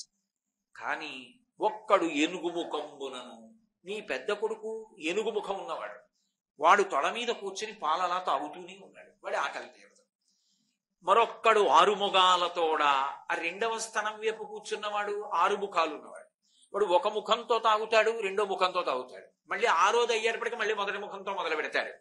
అమ్మ వాళ్ళిద్దరే పాలు తాగుతుంటే జగమంతయు బిడ్డలు కన్న తల్లి ఆ బ్రహ్మకీట జననివి నువ్వు, మరి మా అందరినీ ఎలా పోషిస్తావమ్మా అంటే, ఇనబింబము చంద్రబింబము తక్కక నీయురంబునను తల్పకయున్న అహర్నిశల్సతి. అహర్నిశల్లని అహస్సూతే సవ్యం తవ నయనమర్కత్వకతయా అంటూ శంకర భగవత్పాదులు అద్భుతమైన శ్లోకం చేశారు. సరే, అక్కడ 4 రోజుల్లో ప్రస్తావన వస్తే మాట్లాడతాను. కాబట్టి అమ్మవారు ఏం చేసిందంటే సూర్యబింబాన్ని చంద్రబింబాన్ని స్తనమండలంగా ఉంచుకుంది. ఇప్పుడు సూర్యుడి నుంచి వచ్చేటటువంటి కిరణముల చేత తేజస్సుని సంతరించుకున్న చంద్రుడు సుధాకిరణుడై అమృత కిరణుడై ఓషధీతత్వాన్ని కల్పిస్తే వాటి చేత తినడం చేత ఆకలి తీరి శక్తి కలుగుతోంది. మళ్ళీ వాటిని తీసుకెళ్లి భూమిలో వేస్తే పంట పండి మళ్ళీ పంటలు వచ్చేటటువంటి అవకాశం కలిగింది. ఇది ఎవరు చేశారంటే ఆకలి కేకలు విని అయ్యో వీళ్ళందరూ సంతోషంగా ఉండాలని అనుగ్రహించినటువంటి సూర్యుడి వలన కలిగింది. ఈ ప్రస్తావన ఎందుకు రావలసి వచ్చిందంటే మహాభారతంలో ధర్మరాజు గారికి ఒక పెద్ద సంక్లిష్టమైనటువంటి సమస్య ఏర్పడింది. ఏమిటా సమస్య అంటే, ఆయన అరణ్యవాసానికి బయలుదేరాడు. ఆయన అరణ్యవాసానికి బయలుదేరి అరణ్యానికి వెడుతుంటే ఆయన వెనక కొన్ని వేల మంది బ్రాహ్మణులు వచ్చారు. ఆయన అన్నాడు, అయ్యా నేను విడుతున్నదే అరణ్యవాసానికి, అన్నీ విడిచిపెట్టేశాను, రాజ్యమా నా దగ్గర లేదు, బ్రాహ్మణుడికి అన్నం పెట్టకుండా నేను పాపం మూట కట్టుకోలేను, మీరు ఇన్ని వేల మంది బ్రాహ్మణులు నన్ను అనుగమించి వస్తే నేను ఎక్కడి నుంచి అన్నం పెట్టను అన్నారు. అంటే వాళ్ళు అన్నారు, దుర్యోధనుడు పరిపాలన చేస్తున్నటువంటి రాజ్యంలో మేము ఉండం, పరమధర్మాత్ముడమైనటువంటి నువ్వు అరణ్యాలకు వెళ్ళిపోతే నీతోనే మేము వచ్చేస్తాం. కాబట్టి మాకున్నదేమిటి వేదం, మాకున్నదేమిటి మంత్రం, మాకున్నదేమిటి స్వరం, దానితో మేము భగవంతుడి యొక్క అనుగ్రహాన్ని సాధిస్తాం. అది ఎవరి కోసం సాధించాలి? ధర్మాత్ములైన వాళ్ళని రక్షించడానికి సాధించాలి. బ్రాహ్మణుడు జ్ఞాపకం పెట్టుకోవలసిన విషయాన్ని చెప్పారు భారతంలో. తనకున్నటువంటి మంత్రశక్తి చేత ఉపాసన శక్తి చేత ఎవరిని కాపాడుతుండాలంటే ధర్మాత్ములను కాపాడుతుండాలి ఎప్పుడు. కాబట్టి ధర్మరాజా నిన్ను కాపాడాలి, అందుకని నీతో మేము వస్తాం, నిన్ను విడిచి మేము ఉండం, వచ్చేస్తున్నాం. ఏమంటాడు ఆయన? రావద్దనేమంటాడు బ్రాహ్మణుల్ని? తను క్షత్రియుడు, క్షాత్రధర్మం. వెళ్ళారు అరణ్యంలోకి. ఇన్ని వేల మంది బ్రాహ్మణుల్ని చూసి దిగులు పెట్టుకున్నాడు. వాళ్ళకి దిగులు లేదు. ఎందుకు దిగులు లేదు వాళ్ళకి అంటే, ఎవరు బ్రాహ్మణుడు అంటే నిత్యతృప్తి కలిగినటువంటి వాడు. వాడికి ఇది లేదని కాదు అసంతృప్తి, నాకేది లేదని తృప్తి. అది విచిత్రం. నీకెందుకు అసంతృప్తి లేదు అంటే, నాకు ఇది లేదంటే అసంతృప్తి. నాకు అసలు ఈశ్వరుడు ఏమి ఇవ్వలేదన్న వాడికి మీరు ఎలా అసంతృప్తి కల్పిస్తారు? వాడిని మీరు ఎలా ప్రసన్నుని చేస్తారు? వాడిని ప్రసన్నుని చేయడానికి ఏముండదు. వాడు పరమభక్తి తత్వం, వాడికి ఏమీ అక్కర్లేదు. వాడికి త్రేణుపులు వస్తుంటాయి. త్రేణుపులు అంటే పటికి బెల్లం నవిలిశాను అనుకోండి, మళ్ళీ పటికి బెల్లం త్రేణుపు వచ్చినట్టు వాడు ఎప్పుడూ ఈశ్వరుణ్ణే తెలుస్తుంటాడు. అది కష్టమా సుఖమా అనవసరం. లోకుల్నంగని మెచ్చని ఎలుగని లోలోన నిందించని చీకాకున్బడని మహాత్ముడనని జేలొగ్గని మూకీభావమునం తిట్టని త్రోయని నీ కారుణ్యము కలిగి ఉండినను అంతే చాలును శంకర. అటువంటి పరమభక్తి తత్పరుడైనటువంటి వాడెవడున్నాడో అటువంటి వాడి పట్ల పరమేశ్వరుడు చాలా ప్రసన్నుడై వాడి వెంట తిరుగుతుంటాడు. వాడు తాపత్రయం అంతా ఏమిటి అంటే ధర్మాన్ని పట్టుకున్న వాడిని రక్షించాలి. కాబట్టి ఆయన నిత్యతృప్తుడు. ఆయనకి ఇవాళ ఏమీ దొరకలేదనుకోండి, పోందే ఈశ్వరానుగ్రహం ఉపవాస ఫలితం లభించింది, భగవత్ స్మరణలో గడిపేద్దాం ఉంటాడు. మహాస్వామి వారికి 104 జ్వరం వచ్చింది. బయటికి వచ్చి కూర్చున్నారు సూర్యుడిని చూస్తూ. అదేమిటండి 104 జ్వరం వస్తే సూర్యుడిని చూస్తూ కూర్చున్నారు, అలా కూర్చోకూడదు ఎండలో అన్నారు. నా జన్మలో పంచాగ్నిహోత్ర తపస్సు చేయలే, 4 అగ్నిహోత్రాలు పెట్టుకుని సూర్యుడిని చూస్తూ తపస్సు చేయలే. చుట్టూ 4 అగ్నిహోత్రాలు పెట్టుకుంటే ఎంత వేడో ఒంట్లో అంత వేడుంది. ఇప్పుడు 104 జ్వరం. సూర్యుడిని చూస్తూ కాసేపు జపం చేస్తే పంచాగ్నిహోత్ర తపస్సు చేసిన ఫలితం అన్నా వస్తుంది, జ్వరాన్ని ఉపయోగించుకోవద్దు అన్నాడు. ఇంకేం చేస్తారు మీరు? ఏం చేసినా తృప్తి. వాళ్ళకి ఏమొచ్చినా ఈశ్వరుడితోటే అనుసంధానం. యోగరతోవా భోగరతోవా సంగరతోవా సంగవిహీన యస్య బ్రహ్మణి రమతే చిత్తం నందతి నందతి నందతి. కాబట్టి ఇప్పుడు బ్రాహ్మణుడికి అల్లరి లేదు, నాకేం దొరుకుతుందని ఆయనకేం బెంగలేదు. ఆయన ఉపవాసం ఉండిపోకుండా చూడవలసినటువంటి వాడు క్షాత్రధర్మం ఉన్న ధర్మరాజు. కాబట్టి ఇప్పుడు ఆయన బెంగ పెట్టుకున్నాడు, ఇంతమందికి అన్నం ఎక్కడ తేను, రాచరికమా లేదు, ఐశ్వర్యమా లేదు, ఎక్కడ పెట్టాను అని అందుకు పురోహితుడు పక్కన ఉంటాడు. పురోహితుణ్ణి వెంట తీసుకెళ్లడం ఎంత ముఖ్యమో మహాభారతం జరిగితే ధౌమ్యుడి చేత తెలుస్తుంది. వెంటనే అక్కడ ఉన్నటువంటి మహర్షులను అడిగాడు, ధౌమ్యుడిని అడిగాడు. పురోహితుడు కనుక ధౌమ్యుడు లేచన్నాడు, ఈ ప్రశ్న నీది కాదు ధర్మరాజా. ఒకానొకప్పుడు ఈ లోకంలో ఉన్నటువంటి ప్రాణులన్నీ కూడా ఆకలి పొందాయి. సృష్టి జరిగినప్పుడు ఆకలికి అప్పటికి అన్నం పెడితే సరిపోదు, ప్రతి పూట పూట ఆకలి పుడుతూ ఉంటుంది. అన్న సమృద్ధి ఎలా కలుగుతుంది? ఆ అన్న సమృద్ధిని ఎవరు ఏర్పాటు చేస్తారంటే సూర్యనారాయణమూర్తిగా అనుగ్రహించాడు ఈ లోకాన్ని. అందుకని లోకమునకు అన్నమునిచ్చేవాడు సూర్యుడే. ఎవడు సూర్యుడికి నమస్కరిస్తాడో వాడికి ఇంట్లో అన్నానికి లోటు రాదు. ఒక తరంలో కాదు, నియమంగా సూర్య నమస్కారం చేసి సూర్యుడికి కృతజ్ఞత చెప్పడం అలవాటైనటువంటి వాడికి వాడుండగా కాదు, వాడి తర్వాత తర్వాత తర్వాత తర్వాత 7 తరాల వరకు ఇంటికి పెద్దల్ని పిలిచి అన్నం పెట్టి వాడు తింటాడు తప్ప అసలు వాడికి అన్నానికి లోటన్నది రాదు. సూర్యుడికి నమస్కరించడం అంత కృతజ్ఞత. ఆయన అంత సంతోషించి అన్నదానం చేస్తాడు, అన్నం పెట్టి అదృష్టాన్ని కూడా ఇస్తాడు. కాబట్టి ఒకానొకప్పుడు మహారాజులందరూ కూడా తమ పాలనలో ఉన్నటువంటి ప్రజలందరికీ అన్నం దొరకాలని సూర్యోపాసన చెయ్యకుండా ఉండేవారు కాదు. సూర్యోపాసన లేకపోవడమే ఆకలి కేకలకు కారణము. లోకంలో అన్నం దొరకక ఎందుకు ఏడుస్తారంటే సూర్యుణ్ణి ఉపాసన చేయడం, ఆయనకి నమస్కరించడం మానేసి సూర్యబింబం ఉదయించిన తరువాత ఆయన వైపుకి తిరిగి ముఖ ప్రక్షాళనం చేయడం, ఆయన వైపుకి తిరిగి మలమూత్ర విసర్జన చేయడం, ఆయన వైపుకి తిరిగి ఉమ్మి వేయడం, ఆయన వైపుకి తిరిగి నమస్కారం కూడా చేయకపోవడం, ఆయన ఉదయించేసరికి కనీసం మనసులో పవిత్ర భావనలతోనైనా నిలబడకపోవడం, ఇటువంటి కారణముల చేత సూర్యానుగ్రహాన్ని పొందక ప్రజలలో ఆకలి కేకలు వస్తాయి. కాబట్టి ధర్మరాజా, నువ్వు ఇవాళ వీళ్ళందరికీ అన్నం పెడతాను అని అడుగుతున్నావు, నీ కోరిక సమంజసమే. నీకు అన్నదానం చేయడానికి కావలసిన అర్హత కల్పించవలసినది. ధర్మము ప్రధానమై ఉంటుంది లోకంలో. ధర్మరాజు అన్నాడు, గృహస్థన్న వాడికి అందరికీ కూడా కొన్ని ధర్మాలున్నాయి, రాజుకి కాదు. ఇవాళ నేను రాజ్యం లేనివాణ్ణి కాబట్టి నాకు ఆ ధర్మం పోదు. నేను ఇల్లాలితో ఉన్నాను, అందుకని నాకు కొన్ని ధర్మాలున్నాయి. ఏమిటా ధర్మాలంటే అన్నిటికన్నా ప్రబలమైనది ఏది అంటే ఆకలితో ఉన్నవాడికి అన్నం పెట్టాలి. మహాత్ములైనటువంటి వారు వచ్చినప్పుడు ప్రత్యేకించి స్వాగతం పలికి వారిని తీసుకొచ్చి అన్నం పెట్టాలి. కాబట్టి అసలు గృహస్థాశ్రమంలో ఉన్నదే అందుకు. కాబట్టి ఒకటి, అన్నార్తులకు అన్నం పెట్టాలి, దాహం వేసినటువంటి వాడికి మంచినీళ్ళు ఇవ్వాలి, బాధపడినటువంటి వాడికి శయ్య కల్పించాలి, భయపడినటువంటి వాడికి శరణ ఇవ్వాలి, చాలా క్లేశంతో ఉన్నటువంటి వాడికి ఆసనాన్ని కల్పించాలి. ఇవి ప్రధాన కర్తవ్యాలు గృహస్థుకి.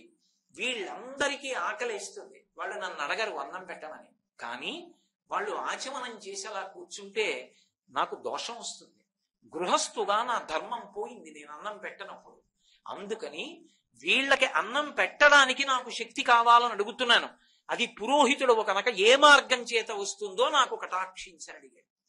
చాలా సంతోషించాడు ధౌమ్యుడు. ఎంత ఉత్తమమైన కోరిక కోరావయ్యా, నీకు 108 సూర్య నామములు చెప్తాను, ఉచ్చారణ చెప్తాను. ఇవి నామములే కాని నామములు గౌణములు. ఇప్పుడు నేనున్నాననుకోండి, నామకరణం చేసి నాకు ఓ పేరు పెట్టారు కోటేశ్వరరావు అని. ఎందుకు అంటే ఎంతమందిలో ఉన్నా ఆ పేరు పెట్టి పిలిస్తేనే పలకడానికి. భగవంతుడికి ఎందుకు 1000 పేర్లు అంటే, భగవంతుడికి 1000 పేర్లు ఉండేటటువంటిది కేవలం ఏదో సంతోషం కోసం పెట్టినవి కావు.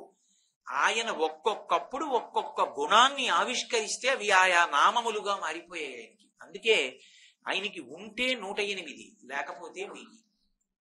364, 763, 871 ఉండవు. ఎందుకుండవో తెలుసా? ఆయనకి లేక కాదు నిజానికి, అలా మన కోసమే చెప్పాం. భగవన్నామం చెప్పేటప్పుడు చెప్తే అష్టోత్తర శతనామాలు, లేకపోతే సహస్రనామాలు. 111 చెప్తానండి అనకూడదు. ఒక్క గురువు గారికి అయితే మాత్రం 116. ఎందుకంటే ప్రత్యేకించి ఆంధ్రదేశంలో ఒక లక్షణం ఉంది, 116 కట్నం ఇస్తారు. ఎవరికైనా బహుమానం చేశారనుకోండి 116 ఇస్తారు. 116 గురువు గారికి కట్నం ఇవ్వాలి. అందుకే శంకరాచార్యుల వారికి వైశాఖ శుక్ల పంచమి నాడు కట్నం ఇస్తే గురు కట్నం 116 ఇవ్వాలి. ఆయన సన్యాసి డబ్బుచ్చుకుంటారా? పుచ్చుకోరు. 108 శంకరాచార్యుల వారి నామాలు చెప్తాం. భగవంతుడైతే 108 నామాలు, గురుస్వరూపాలైతే 116 చెప్పాలి. అందుకే కైలాస శంకరుడు కాలడి శంకరుడిగా వచ్చాడు కాబట్టి 8 నామాలు కలుపుతాం. భవాయ దేవాయ నమః, శర్వాయ దేవాయ నమః, ఈశానాయ దేవాయ నమః, పశుపతే దేవాయ నమః, రుద్రాయ దేవాయ నమః, ఉగ్రాయ దేవాయ నమః, భీమాయ దేవాయ నమః, పశుపతే దేవాయ నమః అని 8 కలిపి 108కి 116తో కట్నమిస్తాం. 116 నామాలతో కీర్తిస్తారు. నామములు గౌణములు. నామమునందు రమిస్తాడు వ్యక్తి. నేను అన్న మాటలు మరి మీరు పట్టుకుంటున్నారా అన్నది నాకు సంతోషమే. మీరు పట్టుకోగలిగిన సమర్థులు. నామమునందు మనసు రమిస్తుంది. ఎప్పుడో తెలుసా? ఉచ్చారణ అర్థము తెలిస్తే. అందుకు నామాలకు వ్యాఖ్యానాలు వచ్చాయి. శంకర భగవత్పాదులు విష్ణు సహస్రానికి వ్యాఖ్యానం ఎందుకు ఇవ్వడం అంటే మన మనసు రమించడం కోసం. అందుకు ఇచ్చారు వ్యాఖ్యానం. మనసు రమిస్తే పూజ పూర్తయిపోతుంది. మనసు రమించలేదనుకోండి, బతికున్నంత కాలం పూజ చేసినా వాడు ఎప్పుడూ పూజ పూర్తి చేయడు. నేను మీకు ఒక మాట బాగా చెప్పాలి అంటే, అథాంగ పూజ అని ఉంటుంది పూజ చేసే ముందు. ఏదో పాదౌ పూజయామి, గుల్భౌ పూజయామి, ఊరుం పూజయామి, కటిం పూజయామి, నాభిం పూజయామి, వక్షస్థలం పూజయామి, స్కందౌ పూజయామి, బాహూన్ పూజయామి, కంఠం పూజయామి, ఓష్ఠే పూజయామి, కామీశబద్ధ మంగళ్య సూత్ర శోభిత కంధరా అని నామని చెప్పాను అనుకోండి. కామాక్షి పరదేవత ఆకుపచ్చటి పట్టుబట్ట కట్టు కూర్చుని ఉంటే, అమ్మవారి మెడలో పైకి మంగళసూత్రాలు శతమానాలు కనపడుతుంటే, ఇంతలా బంగారు తాడుకి మంగళసూత్రాలు వేసుకుని ఉంటే, నేను ఎదురుగుండా అమ్మవారి దగ్గర కూర్చుని పరమస్వతంత్రంతో నా మోకాళ్ళ మీద పైకి లేచి అమ్మవారి శతమానాలు ఇలా చేతులతో పట్టుకుని కాముణ్ణి కాల్చిన పరమశివుణ్ణి తపస్సుతో నిప్పించి మంగళసూత్రం కట్టించుకుని మాకు తండ్రిని పక్కన కూర్చోబెట్టుకుని లోకములో కన్న తల్లివమ్మ నువ్వు, నీ మంగళసూత్రం వెనక ఇంత వైభవం ఉంది, మహా ఇల్లాలివి, మహాపతివ్రతవి, అమ్మా నీ మంగళసూత్రం కదు లోకాలకి రక్ష అని వంగి కళ్ళకద్దుకుని అమ్మవారి మంగళసూత్రాలు చల్లగా తగులుతూ ఉంటే కళ్ళకద్దుకుని అమ్మవారి గుండెల మీదకి మెల్లిగా ఇలా వదిలిపెట్టాను అనుకోండి. ఇప్పుడు కామీశబద్ధ మాంగళ్య సూత్ర శోభిత కంధరా అంటాను. తర్వాత నామం గుర్తొస్తుందా? అందులో రమిస్తున్నాను కాబట్టి నోరు కామీశబద్ధ మాంగళ్య సూత్ర శోభిత కంధరా అదే అంటుంటుంది. ఏదో వంట చేసుకుంటూ మా ఆవిడ ఏంటి అదే నామం చెప్తాడు, తర్వాత నామం చెప్పడేంటని గబగబా వచ్చేదో తర్వాత నామం చెప్పింది అనుకోండి. నేను వెనక్కి తిరిగి పూజ పాడు చేసేశాడు. అదేమిటి నామం అందిస్తే పూజ పాడు చేశానంటారేంటి అంటే, ఇన్నాళ్ళకి నా మనసు రమించి ఆవిడ మంగళసూత్రం, ఆ తల్లి, ఆ కంఠం, ఆ 3 గీతలు, ఆ భుజాలు, భుజకీర్తులు, నా తల్లి పట్టుబట్ట, సువాసనలు, నా తల్లి చిరునవ్వు కనపడుతుంటే అంత దగ్గరగా ఆవిడ మోకాళ్ళ దగ్గరగా నా చేతులు పెట్టి మంగళసూత్రాలు పట్టుకుని కళ్ళకద్దుకుని మురిసిపోతున్నాను. ఆనంద భాష్పాలు రాలుతూ రోమాంచితమై ఉన్నాను. నీ మాట వల్ల బహిర్ముఖుణ్ణి అయిపోయాను. పోయింది పూజ. ఇప్పుడు చెప్పండి, నామము అర్థమైతే, నామమునందు మనసు రమిస్తే పూజ యందు మీరు ఉత్తీర్ణులైపోయారు. అది నామమునకున్న శక్తి. అందుకే నామమును ఉపదేశం చేశాడు. మంత్రంగా దానికి ఉపదేశం ఎందుకు వచ్చింది మరి మహాభారతంలో అంటే, సిద్ధి దాని వలన కలుగుతుంది. నామం వచ్చింది అంటే దాని అర్థం ఏంటంటే, శ్రీమాతా శ్రీ మహారాజ్ నీ దగ్గర మొదలు పెట్టినప్పుడు అర్థమై, ఇంకా మళ్ళీ ఎప్పుడో శివశైక్య రూపిణి లలితాంబికాని అన్నాడు అనుకోండి, ఏమి నామం జరిగినట్టు దిక్కుమాలింది. ఎందుకోసం ఆ వ్యాయామం అంతా కాదు. అసలు నువ్వు రమించాలి, నువ్వు చదువుతుంటే పక్కవాడు రమించాలి. అది నామం చదవడం అంటే. అందుకని ఉపదేశం చేస్తూ ధౌమ్యుడు ఒక మాట అన్నాడు ధర్మరాజుతో, ఇవేం మామూలుగా వచ్చాయనుకుంటున్నావా సూర్యనామాలు? మామూలుగా వచ్చినవి కావు. ఇవి మొట్టమొదట దేవేంద్రుడు నారదుడికి ఉపదేశం చేశాడు. నారదుడు వసురాజుకు ఉపదేశం చేశాడు. వసురాజు నాకు ఉపదేశం చేశాడు. నేను నీకు ఉపదేశం చేస్తున్నాను. ధర్మరాజా, తెల్లవారుజామున స్నానం చేసి గంగా నది జలాలలో నిలబడి తూర్పుగా తిరిగి సూర్యుడి వంక చూస్తూ పవిత్రమైన మనస్సుతో మనస్సుని నిలబెట్టి 108 నామాలతో సూర్యనారాయణ మూర్తిని స్తోత్రం చేయి. నమస్కారం చేత ప్రీతి చెందిపోతాడు. ఆ మనస్సు నిలబడిందా అంతే పరమేశ్వరుడు ప్రసన్నుడైపోతాడు. భావన మాత్ర సంతుష్టాయై నమో నమః. అది లేనప్పుడు ఎందుకు? కాబట్టి నిలబడు, చెయ్యి అన్నాడు.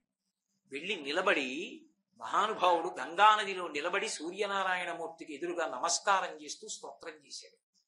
ఈ 108 నామాలు చదవడం మొదలుపెట్టాడు. పరమ ప్రసన్నుడై సూర్యమండలాంతర్వర్తి అయినటువంటి సూర్యుడు దిగొచ్చాడు. ధర్మరాజా, నీ కోరిక తీరుస్తున్నాను, నీకు ఒక రాగి పాత్రని బహూకరిస్తున్నాను. ఈ పాత్రకు ఒక లక్షణం ఉన్నది. ఇందులో శాకములను 4 రకాలుగా వండుతుంది ద్రౌపదీదేవి. ఎందుకంటే ఇల్లాలి కర్తవ్యం ఇల్లాలిది. ధర్మపత్నికి కొన్ని కర్తవ్యాలుంటాయి. ఆచమనం వేయడం, ఆయనే ఎప్పుడు బతికున్నంత కాలం ఆచమనం వేసుకుంటే ఇంకా ధర్మపత్ని ఎందుకు?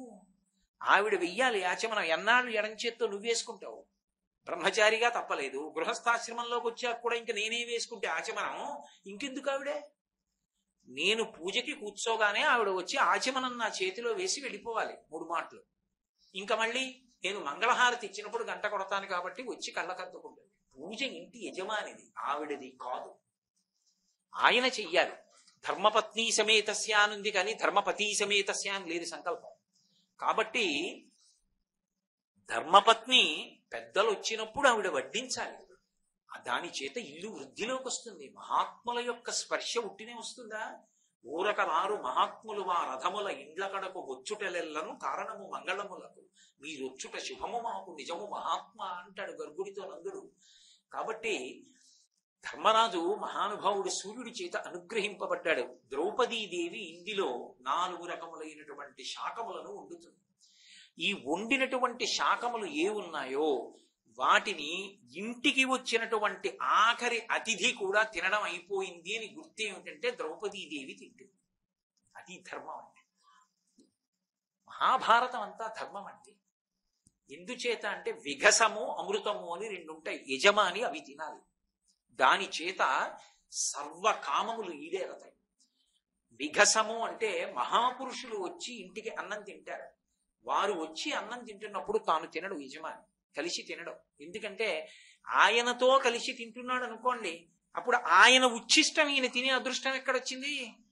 రాదు. ఇప్పుడు ఆయన ముందు తిని వెళ్ళిపోయాడు అనుకోండి, వెళ్ళిపోతే ఆయన తినగా మిగిలినది ఏమైంది? అతిథి భుక్త శేషమైంది. ఆయన ఎందు నువ్వు ఈశ్వరుణ్ణి చూసావనుకో, అతిథి రూపంలో ఈశ్వరుడు వచ్చి తినెళ్ళాడు కాబట్టి నీకు విఘసము లభించిందని. అతిథి భుక్త శేషమే ఈశ్వర శేషం అవుతుంది. అప్పుడు దాన్ని ఇవాళ నా అదృష్టం, కరచరణాదులతో పరమేశ్వరుడు వచ్చి అన్నం తిని వెళ్ళాడు నా ఇంట.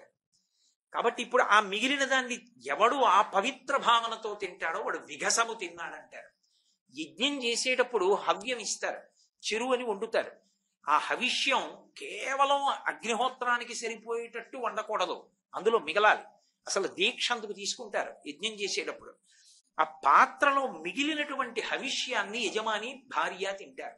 తినేటప్పుడు కూడా ఎలా అంటే మొదట యజ్ఞంలో ఉపయోగించాలి, తర్వాత అతిథులందరికీ పెట్టాలి. అతిథులకు పెట్టాక ఇంటి ఇల్లాలు భర్తకి పెట్టాలి. భర్త తిన్నాక మిగిలినది ఇంటి ఇల్లాలు తినాలి. ఇంటి ఇల్లాలు తిందంటే ఇక తినవలసిన వాళ్ళు లేరని గుర్తు. వెంకటేశ్వర కళ్యాణంలో, శ్రీనివాస కళ్యాణంలో వెంకటేశ్వర స్వామి వారు అందరికీ కొన్ని వేల మంది వచ్చేసారు దేవతలు. వాళ్ళు అందరికీ అన్నం పెడుతూ బొకుళమాతని మన్మధుణ్ణి పిలుస్తాడు. పిలిచి ఒక మాట చెప్తాడు, మనం తినద్దు, ఎందుకంటే మనం ఇంటికి యజమానులు, వచ్చిన వాళ్ళు అతిథులు, ముందు వాళ్ళందరికీ పెట్టండి. అందరి భోజనం అయిపోయింది అంటే అప్పుడు బొకుళమాత, నువ్వు, నేను, ఆ మన్మధుడు, చతుర్ముఖ బ్రహ్మ మనం కూర్చుని భోజనం చేద్దాం, అప్పటి వరకు తినద్దు అంటాడు. కాబట్టి ఆఖరిని ఎవరు తినాలి? ధర్మపత్ని తినాలి. ధర్మపత్ని తినేసింది అంటే అర్థం ఏమిటి? అయిపోయింది అనమాట. అందరూ ఇంటికి వచ్చిన అతిథులు కూడా తినేశారు. తినేసిన తర్వాత ఆఖరిన ధర్మపత్ని తింటుంది. కాబట్టి ధర్మరాజా, మీ ఇంట ఈ అలవాటు ఉంది, అలా తింటారు, అంతా ధర్మం. అన్నం తినడంలో కూడా ధర్మమే. ధర్మరాజు గారు అన్ని విజయాలు సాధించాడంటే ధర్మం చేతనండి. గడ్డ ధర్మం, ధర్మభూమి. కాబట్టి అలా ఎంతమంది వచ్చినా ఇక ఇబ్బంది లేదు. ఇందులో ద్రౌపదీదేవి తింది అంటే అయిపోయిందని గుర్తు. అది కూడా ఎలా ఉంటుందో తెలుసా? ద్రౌపదీదేవి వండితే ఏం వండుతుంది? ఆవిడకి ఆ రోజు ఏం దొరికిందో దాంతో వండుతుంది. కానీ అది వడ్డించినప్పుడు ఏమవుతుందో తెలుసా? ఇష్టభోజనం అవుతుంది. నాకు పెట్టారనుకోండి, నాకు ఆ రోజు తినవలసినది, నాకిష్టమైనది, నా తిన్న తృప్తి కలుగుతుంది. అది దానిలో ఉండే విశేషం. అందుకే మహాభారతంలో అద్భుతమైన మాట చెప్పారు. అడరగ ధర్మనందనుడు అహర్పతి చేత వరంబు పేర్మితోపటసి మహీసురోత్తముల భవ్యుల పల్వుల నిర్వహించే అప్పుడు ద్రుపదాధిరాజసుత పుల్పుగ వండిన శాఖమూలముల్ కడురుచి ఇష్టభోజన సుఖంబుల తృప్తుల చేయుచుండగన్. ఆ ధర్మరాజు గారికి వచ్చినటువంటి సూర్యనారాయణమూర్తి అనుగ్రహంగా లభించినటువంటి పాత్రయందు ద్రౌపదీదేవి వంట చేసి, అది అక్కడ పెట్టి ఈవిడ వంట మానేసి కూర్చోలేదు, అందులో వంట చేసింది. పుల్పుగా వంట చేసిన అందులో వంట వండితే అది వచ్చినటువంటి అతిథులందరికీ వడ్డన చేస్తే ఇష్టభోజన సుఖంబుల తృప్తుల చేయుచుండగన్. ఇప్పుడు ధర్మరాజు గారికి ఏ ఫలితం వచ్చిందో తెలుసా? దానివల్ల 12 సంవత్సరముల పాటు కొన్ని వేల మంది బ్రాహ్మణులతో కలిసి యజ్ఞయాగాది క్రతువులు చేసి వాళ్ళ వలన అనేకమైనటువంటి ధర్మ సూక్ష్మములను విని తపస్సు చేసి ఇన్ని వేల మందికి తన భార్యతో కలిసి ఔపోసన వడ్డించుకుని భోజనం పెట్టి వాళ్ళ భుక్తశేషాన్ని యజ్ఞశేషాన్ని తాను తిన్నాడు. చక్రవర్తిగా కూర్చోవడానికి కావలసినటువంటి అదృష్టాన్ని ఈశ్వరానుగ్రహంగా పొందేశాడు. ఎవరు కారకుడు? సూర్యనారాయణ. మహాభారతంలో ధర్మరాజు గారి ధర్మనిష్ట తరిగిపోకుండా నిలబెట్టడానికి అనుగ్రహించిన వాడెవరు అంటే సూర్యనారాయణుడు. ధౌమ్యుడి చేత చెప్పబడ్డాడు. అన్నం విషయంలో ఎలుగెత్తి పిలిస్తే చాలు పలుకుతాడు. ఎందుకో తెలుసా? కన్న తండ్రి తత్వం. తండ్రి అనుగ్రహించు అని అడిగితే చాలు అనుగ్రహిస్తాడు. అందుకే సూర్యుడి విషయంలో ఒక లక్షణం ఉంది. ఆయన దగ్గరకి వెళ్లి నమస్కారం చేసే రిక్తహస్తాలతో వెళ్ళక్కర్లేదు. ఎవడు వెళ్ళి వస్తాడో వాడు హర్షంతో వస్తాడు, సంతోషంతో తిరిగి వస్తాడు. అరసవిల్లి అంటాం శ్రీకాకుళంలో ఉన్నటువంటి సూర్యనారాయణ క్షేత్రాన్ని. కాదు, దాని పేరు అది కాదు, హర్షవల్లి. హర్షమునకు పాదు, ఆనందమునకు స్థానము. ఎందుకంటే అక్కడికి వెళ్ళి సూర్యనారాయణమూర్తిని అడిగిన వాడు రిక్తహస్తాలతో తిరిగి రాడు, అనుగ్రహించేస్తాడు. లోకమునకు తండ్రి స్థానంలో ప్రకాశిస్తూ ఉంటాడు. కాబట్టి ఆయనని అడిగితే ఏదో ఒక పూట అన్నం పెట్టడం కాదు, 12 సంవత్సరముల పాటు కొన్ని వేల మంది బ్రాహ్మణులకు అన్నం పెట్టడానికి కావలసినటువంటి అదృష్టాన్ని ఇచ్చేశాడంతే. ఎంత ఇస్తాడో ఆయన యందు అంత గొప్ప విశేషం ఇంకొకటి ఉంది. మీరు ఏమి అసలు అన్నం లాంటిది కోరడం కాకుండా అన్నం ఒకటేనా అండి అని అనుకోకండి. కేవలం ఇంటి ఇల్లాలు ఆయనని స్మరించి ఆయనకి నమస్కారం చేసి ఆయన నామములను పఠించిన, సూర్య దండకం చదివిన, ఏమీ చెప్పక్కర్లేదు. సూర్యాయ నమః, సూర్యాయ నమః, సూర్యాయ నమః అనుకున్నా, రోజు నిద్ర లేవగానే సూర్య భగవానుడికి ఒక్క నమస్కారం చేసిన అటువంటి ఇల్లాలికి ఎంత గొప్ప అదృష్టాన్ని ఇస్తాడో తెలుసా? ఎన్ని కష్టాలలో ఉన్నవాడైనా సరే భర్త ఆ కష్టాలనన్నిటినీ కూడా అధిగమించి తట్టుకుని నిలబడి తేజో విరాజితుడు కాగలిగినటువంటి శక్తి ఆమె యొక్క ఉపాసన చేత భర్తకు అందుతుంది. మిగిలిన ఉపాసనలంత తేలిక కావు. ఒక్క సూర్యోపాసనలో ఆయన నమస్కారము చేత ప్రీతి పొందిపోతాడు. సూర్యుడికి నమస్కారం చేస్తే చాలు ఇల్లాలు, ఆయన అంత శక్తిని ఇస్తాడు. దీనికి నేను మీకు ఒక ఉదాహరణ చూపిస్తాను. శ్రీరామాయణంలో రామచంద్ర ప్రభు విశేషమైనటువంటి కష్టానికి వశుడైపోయాడు. ఒకప్పుడు ఎంత కష్టానికి వశుడైపోయాడంటే, ఆయన అవతల తండ్రి దశరథ మహారాజు గారు మరణించాడు. 14 సంవత్సరములు అరణ్యవాసం చేయవలసి వచ్చింది. అరణ్యవాసం చేస్తుండగా సీతాపహరణం జరిగిపోయింది. సీతాపహరణమే జరిగింది అనుకుంటే లక్ష్మణస్వామితో కలిసి ఆయన అరణ్యవాసానికి వచ్చినప్పుడు పడరాని కష్టాలు పడ్డాడు. రావణాసురుడితో యుద్ధం చేయవలసి వచ్చింది. 100 యోజనముల సముద్రాన్ని సేతువు కట్టి దాటి వచ్చి లంకాపెట్టణంలో సుచీల పర్వతం మీద విడిది చేశాడు. అసలు రామాయణం చదవాలి. మంత్రాంగం అంటే ఏమిటో, ప్రభుదృష్టి అంటే ఏమిటో తెలుస్తుంది. యుద్ధానికి వెడుతుంటే ఎన్ని కష్టాలుంటాయో చెప్తాడు రాముడు. తర్వాత ఎక్కడ నీళ్లు తాగుతారో ఆ సరస్సులన్నీ విషం కలిపేస్తారు, ముందుగా వెళ్లి చూడండి అంటాడు.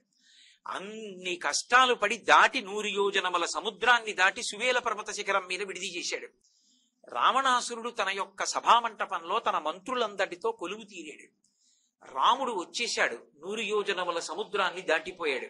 ఒకప్పుడు ఖలదూషణాది 14,000 మంది రాక్షసుల్ని కేవలం కొన్ని నిమిషాల్లో, గంట మీద కొద్ది నిమిషాల్లో, 1 గంట 12 నిమిషాల్లోలా ఉంది, పడగొట్టేశాడు.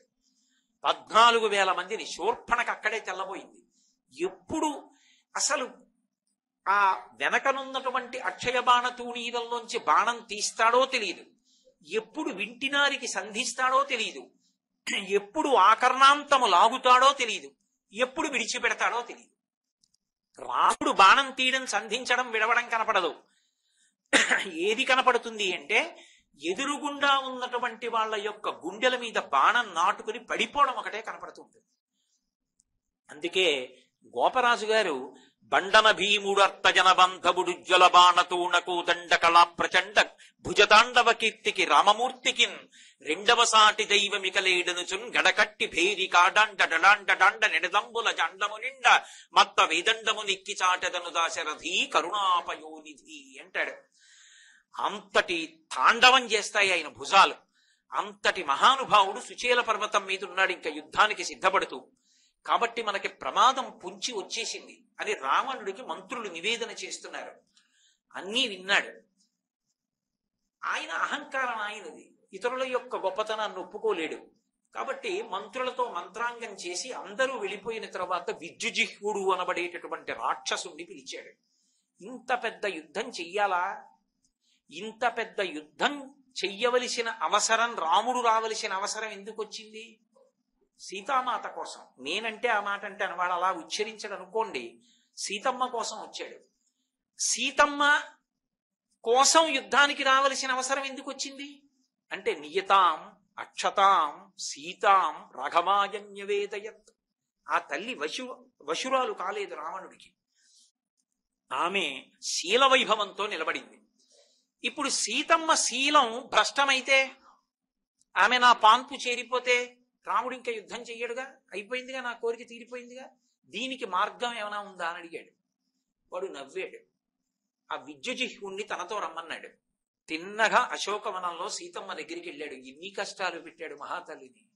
వెళ్ళి, ఓ సీత, ఏ రాముడు అరివీర భయంకరుడని అనుకుంటున్నావో, ఏ రాముడు వచ్చి తన కోదండము నుంచి విడిచిపెట్టినటువంటి బాణ పరంపరల చేత ఈ లంకనంతటినీ కాల్చేస్తాడని నువ్వు డాబులు పలుకుతున్నావో, మండిత విస్ఫులింగ విషమ జ్వలితానల కీలలు వజ్ర గర్భాండము నిండ రామ వసుధాదుపుడేశడు వజ్ర సాధనా ఖండిత పంక్తి కంట కణకంఠ పురాంతక శైలచాలనోద్దండ బల ప్రచండ పురదండ విఖండన చండకాండములని కదా నీ నమ్మకం.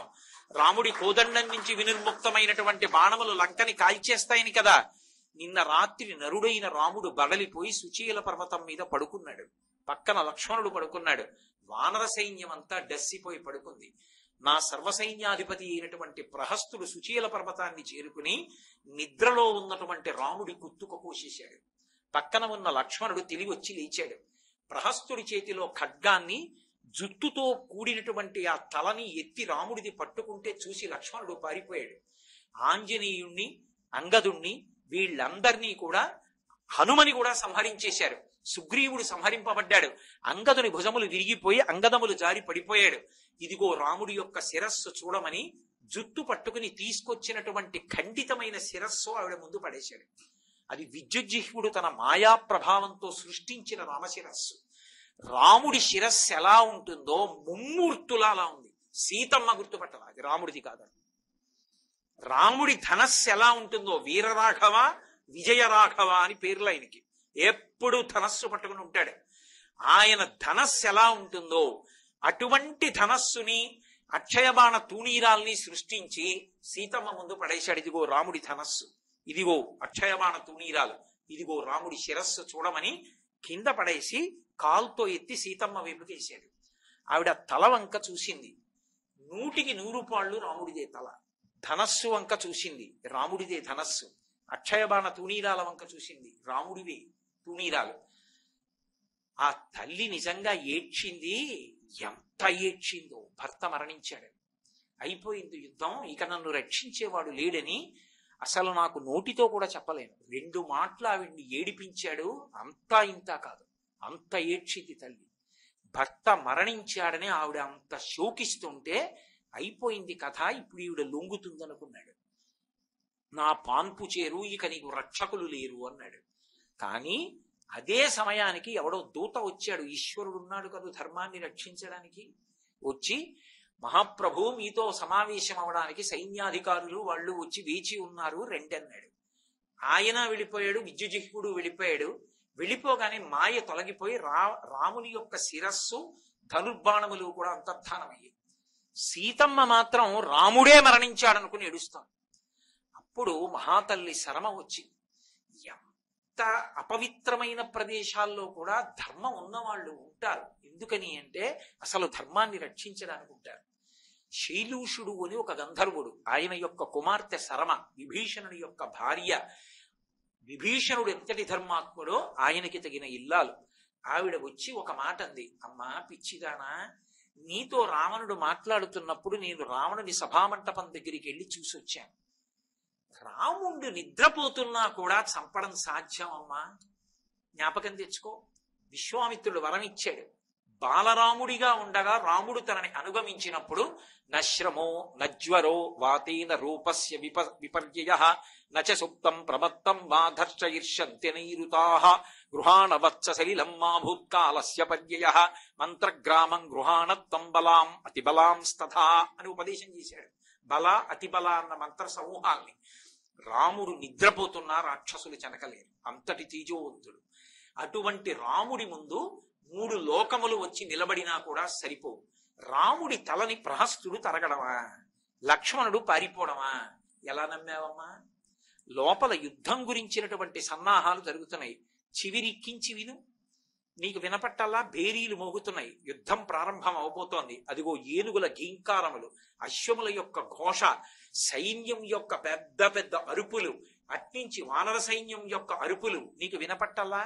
రాముడు భద్రమూర్తి అయి ఉన్నాడు, పరమక్షేమంగా ఉన్నాడు, నన్ను నమ్ము. ఇలా ఏడుస్తూ కూర్చుంటే నీ భర్తకి రక్షణ కావద్దు. నీ భర్త ఈ యుద్ధంలో నిలదొక్కుకోవాలంటే, రావణ సంహారం చెయ్యాలంటే, రామచంద్రమూర్తి రావణ సంహారం చెయ్యడానికి కావలసినటువంటి తేజస్సు సంతరించుకోవడానికి వీలుగా ఇక పైన నువ్వేం చెయ్యాలో తెలుసా? గిరవరమభితో వివర్తమానో హయమివ మండలమాశుయక్కరోతి తమయచరణుమభ్యుపై దేవి దివసకరం ప్రభవో హ్యయం ప్రజానాం అంది శరమ. అమ్మా, ఏ మహానుభావుడు సప్తాశ్వరథమారూఢుడై మండలాకారంలో గుర్రాలు తిరిగినట్టుగా ఈ భూమండలాన్నంతటినీ కూడా చుట్టి వస్తూ ఉంటాడో ఆ సూర్యనారాయణమూర్తిని ఉపాసన చెయ్యమ్మా. ఆకాశంలో కనపడుతూ ఉంటాడు, ఆ సూర్యుడికి నమస్కారం చెయ్యి, ఆయన్ని నమ్ముకో, ఆయన ఉపాసన చేస్తూ ఉండు. చిట్ట చివరికి ఆయన అనుగ్రహమే నీ భర్త రావణ సంహారం చేయడానికి కారణం అవుతుంది. అసలు రామాయణంలో రాముడికి ఆదిత్య హృదయం ఉపదేశమై రావణ సంహారం అవడానికి కారణం సీతమ్మ చేసిన సూర్యోపాసన.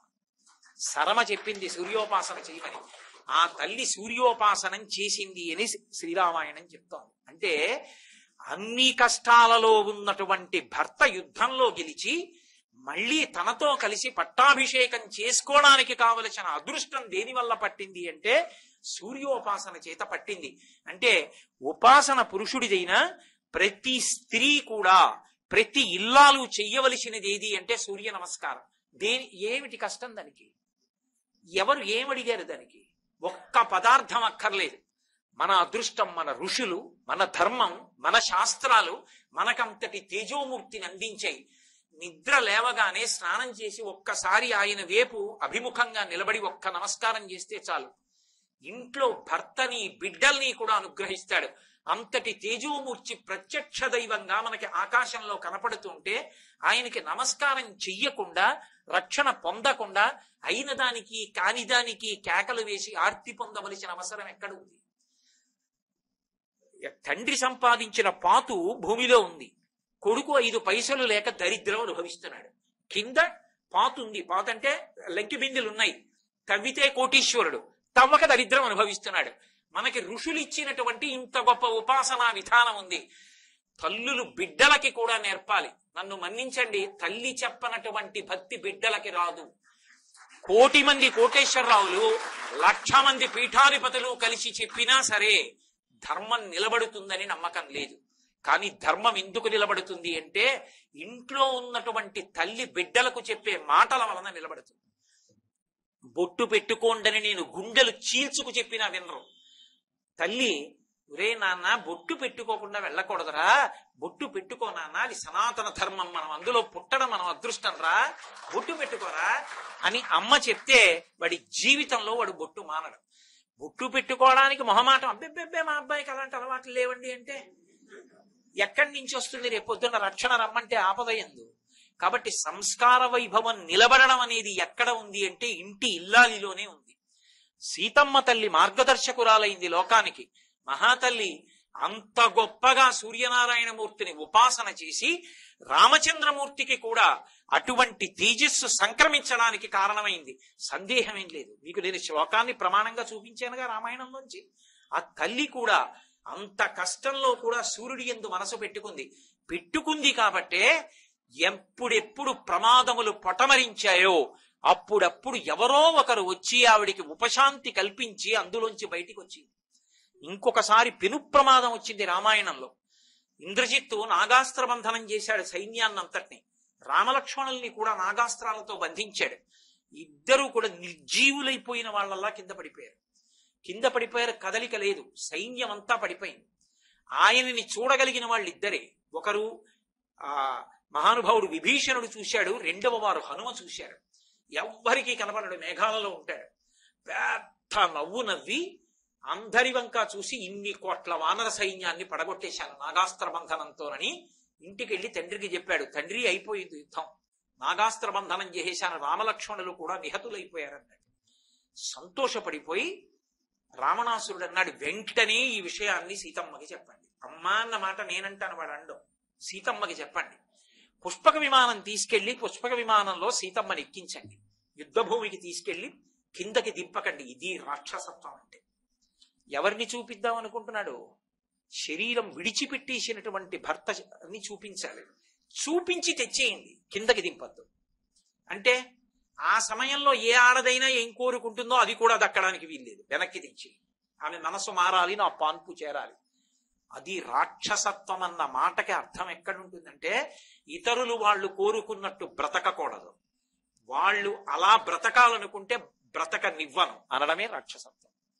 కాబట్టి పుష్పక విమానంలో సీతమ్మని తీసుకెళ్లి పైనుంచి చూపించారు. కిందకి చూసింది రామలక్ష్మణులు. నా భర్త మరణించాడనుకుని, అయ్యి బాబోయ్, నేను సంపూర్ణ రామాయణ ప్రవచనం చేసిన రోజుల్లో అసలు ఆ సర్గలు చెప్పడానికి నాకు ఎంత బాధగా ఉండేది. అసలు నా తల్లి ఎంత ఏడ్చిందో, తన సాముద్రికం, తన జాతకం, పెద్దలు చెప్పిన మాటలు తలుచుకుని ఎన్ని అనరాని మాటలు అనుకుందో తనని తను, ఎంత ఏడ్చిందో. అంత ఏడిస్తే నేను చెప్పా కదా, చేసిన ఉపాసన ఎక్కడికి పోతుందండి? ఏదో ఒక రూపంలో మళ్ళీ బుద్ధిని సక్రమంగా నిలబడేటట్టు, ఉపశాంతి కలగడానికి ఎవరో ఒక మహాత్ముడు వస్తాడు, వచ్చి మనశ్శాంతి కలిగేటట్టుగా చేస్తాడు. స్వస్థత కుదురుకుని చక్కగా నిలదొక్కుని రాణించగలిగిన స్థితి కలిగేటట్టుగా ఈశ్వరుడు అనుగ్రహిస్తాడు వారి ద్వారా. అందుకే త్రిజట వచ్చింది. విభీషణుని యొక్క కుమార్తె త్రిజట వచ్చి సీతమ్మతో ఒక మాట అంది, అమ్మా పిచ్చిదానా, అంత ఏడుస్తున్నావే, నేను ఒక రహస్యం చెప్పనా? ఇదం విమానం వైదేహీ పుష్పకం నామనామతః దివ్యం త్వాం ధారయేన్నైవం ఇద్యేతౌ గత జీవితం. ఈ పుష్పక విమానానికి ఓ లక్షణం ఉంది, ఇది పరమమంగళప్రదమైనటువంటిది. ఇది భర్త లేని స్త్రీని, భర్త శరీరం విడిచిపెట్టేసిన తర్వాత బ్రతికున్న స్త్రీని వహించదు, ఎక్కించుకోదు, విధవని అందులో కూర్చొనివ్వదు. అమ్మా, నువ్వు కూర్చుని పుష్పక విమానంలో వెళ్ళి పుష్పక విమానంలో వచ్చావంటే రాముడు సజీవుడు. రాముడు తేజోక్షయమైంది, నాగాస్త్ర బంధనానికి గురయ్యాడు. అమ్మా బెంగ పెట్టుకోకమ్మా, నువ్వు చేసిన ఉపాసన ఉంది, రాముడి ధర్మం ఉంది, రక్షింపబడతాడమ్మా అన్నాడు. గరుత్మంతుడు వచ్చాడు మహానుభావుడు. ఆయన యొక్క రెక్కల చప్పుడు వినేటప్పటికీ నాగాస్త్రం అంతా విడిచిపెట్టేసి, రాముడు నరుడిగా ఉన్నాడు. ఎవరు నువ్వు అని అడిగాడు. నేనెవరో నువ్వెవరో నీకు తర్వాత తెలుస్తుందిలే, ఇప్పుడు చెప్పడం ఎందుకు, ఈ ఉపకారం చాలని, ఈ సేవ చాలని వెళ్ళిపోయాడు. నాగాస్త్ర బంధనం విడిచిపెట్టింది. భేరీలు మోగించండి, జయం వచ్చిందన్నాడు రావణాసురుడు. భేరీలు మోగిద్దామనేటప్పటికీ జై రామచంద్ర ప్రభువుకి జై అని వానర సైన్యం యొక్క అరుపులు వినపడ్డాయి. ఇదేమి రాని వచ్చి చూశాడు, ఇన్ని కోట్ల వానర సైన్యం లేచి నిలబడి. చేసిన ఉపాసన ఎక్కడికి పోతుంది? సీతమ్మ చేసిన సూర్యోపాసనం యుద్ధమునందున్నటువంటి రామలక్ష్మణులకు వానర సైన్యములకు ఉపకరించింది. 10 మాటలు చెప్పడం వాల్మీకి మహర్షి అలవాటు. ఒకనాడు శరమ చెప్పింది అంతే, ఆవిడ చేసింది ఉపాసన. ఇప్పటికీ ప్రతి కుటుంబం అన్నార్తులు కాకుండా ఇంట్లో యజమాని బిడ్డలు కడుపు నిండా అన్నం తిని ధార్మికంగా బతికి మళ్ళీ ఈ దేశానికి పూర్వ వైభవం రావాలి అంటే, అంతటి కీర్తి ప్రతిష్టలతో ఈ జాతి నిలబడాలి అంటే సూర్యోపాసన మళ్ళీ రావాలి. అందరం సూర్యనారాయణమూర్తికి నమస్కారం చెయ్యడం ప్రారంభం కావాలి. మనకి కావ్యములు పురాణములు మీరు ఏవి పరిశీలించండి, సూర్యనారాయణమూర్తి యొక్క అనుగ్రహం లేకుండా బయటపడిన వాళ్ళు లేరు. నేను ఇన్ని దృష్టాంతములు మీరు పరిశీలించండి, అసలు సూర్య వైభవం అంటే ఏమిటో, ఆదిత్య వైభవం అంటే ఏమిటో అర్థమవుతుంది. మహానుభావుడు ఎంత కష్టంలో ఉండనివ్వండి, ఎంత ఆర్తితో ఉండనివ్వండి, ఉపాసన చేసి ఒక్క నమస్కారం చేస్తే చాలు అనుగ్రహించేశాడు. ఎంతెంత అనుగ్రహించాడు అంటే నిజంగా అసలు ఈ ఒక్క సందర్భంలో కొంచెం ఆలస్యమైతే, ఆ ఒక్క నిమిషం గడవకపోతే మొత్తం ధర్మం అంతా కుప్ప కూలిపోతుందంతే. ఇక ధర్మం అన్న మాట ఉండదు లోకంలో. ఇక ధర్మము అన్న 2 అక్షరాల గురించి మాట్లాడాడు ఎవడు, ధర్మము అన్న దాన్ని పాటించడానికి ఎవడు సిద్ధపడడం. అంత ప్రమాదపు టంచులలోకి జరిగిపోయి ఒక్కొక్కప్పుడు గత సన్నివేశాలు అలా జరిగిపోయినప్పుడు రక్షించిన వాడు ఎవరో తెలుసా? మళ్ళీ ధర్మాన్ని నిలబెట్టడానికి సూర్యనారాయణమూర్తి. దేని చేత రక్షించాడో తెలుసా? ఏదో పెద్ద పెద్ద యజ్ఞాలో యాగాలో హోమాలో హవిస్సులో చేస్తే కాదు, కేవలం అంత ప్రమాదకరమైనటువంటి పరిస్థితుల్లో ఎంతమంది నావారన్న వారున్నా వాళ్ళు బయటికి వచ్చి రక్షించడానికి కూడా సందర్భం కానటువంటి స్థితిలో ఉత్తరక్షణ రక్షణ పొందాలి అంటే మహాత్ములైన వాళ్ళందరూ చేసింది ఏమిటో తెలుసా? అంత కష్టంలో భానుమండలం వైపుకి తిరిగి ఒక్క నమస్కారం చేసి వెళ్ళారంతే. రక్షింపబడిపోయి ధర్మమన్న 2 అక్షరాలకి పట్టాభిషేకం అయింది. అందుకే అప్పటికీ ఇప్పటికీ ధర్మమన్న 2 అక్షరాలు మిగిలి ధర్మమునందు అపారమైన విశ్వాసము నిలబడిపోయింది. ఆ ధర్మాన్ని నిలబెట్టిన వాడెవరంటే మహానుభావుడైనటువంటి సూర్యనారాయణుడు. ఒకానొకప్పుడు ఎంత విశేష పరిణామాలు జరిగాయో అసలు ఈ దేశంలో మనం ప్రమాణంగా చెప్పుకునేటటువంటి ఇతిహాసాలు పురాణాలు కావ్యాలు పతివ్రతలు వాళ్ళ జీవితాలు కూడా నిలబడడానికి అవకాశం లేని స్థితి కలిగినప్పుడు సూర్యనారాయణమూర్తి జోక్యం చేసుకుని ఎంత గొప్పగా నిలబెట్టాడో, ఎన్ని అద్భుతాలు జరిగాయో ఆ విశేషాలకి సంబంధించినటువంటి సమాహారమైనటువంటి ప్రసంగాన్ని రేపు సాయంకాలం మళ్ళీ మనం 6:30 కలుసుకున్నప్పుడు పరమేశ్వరుడు నా చేత చేయించి మిమ్ములను నన్ను ధన్యులను చేయుగాక.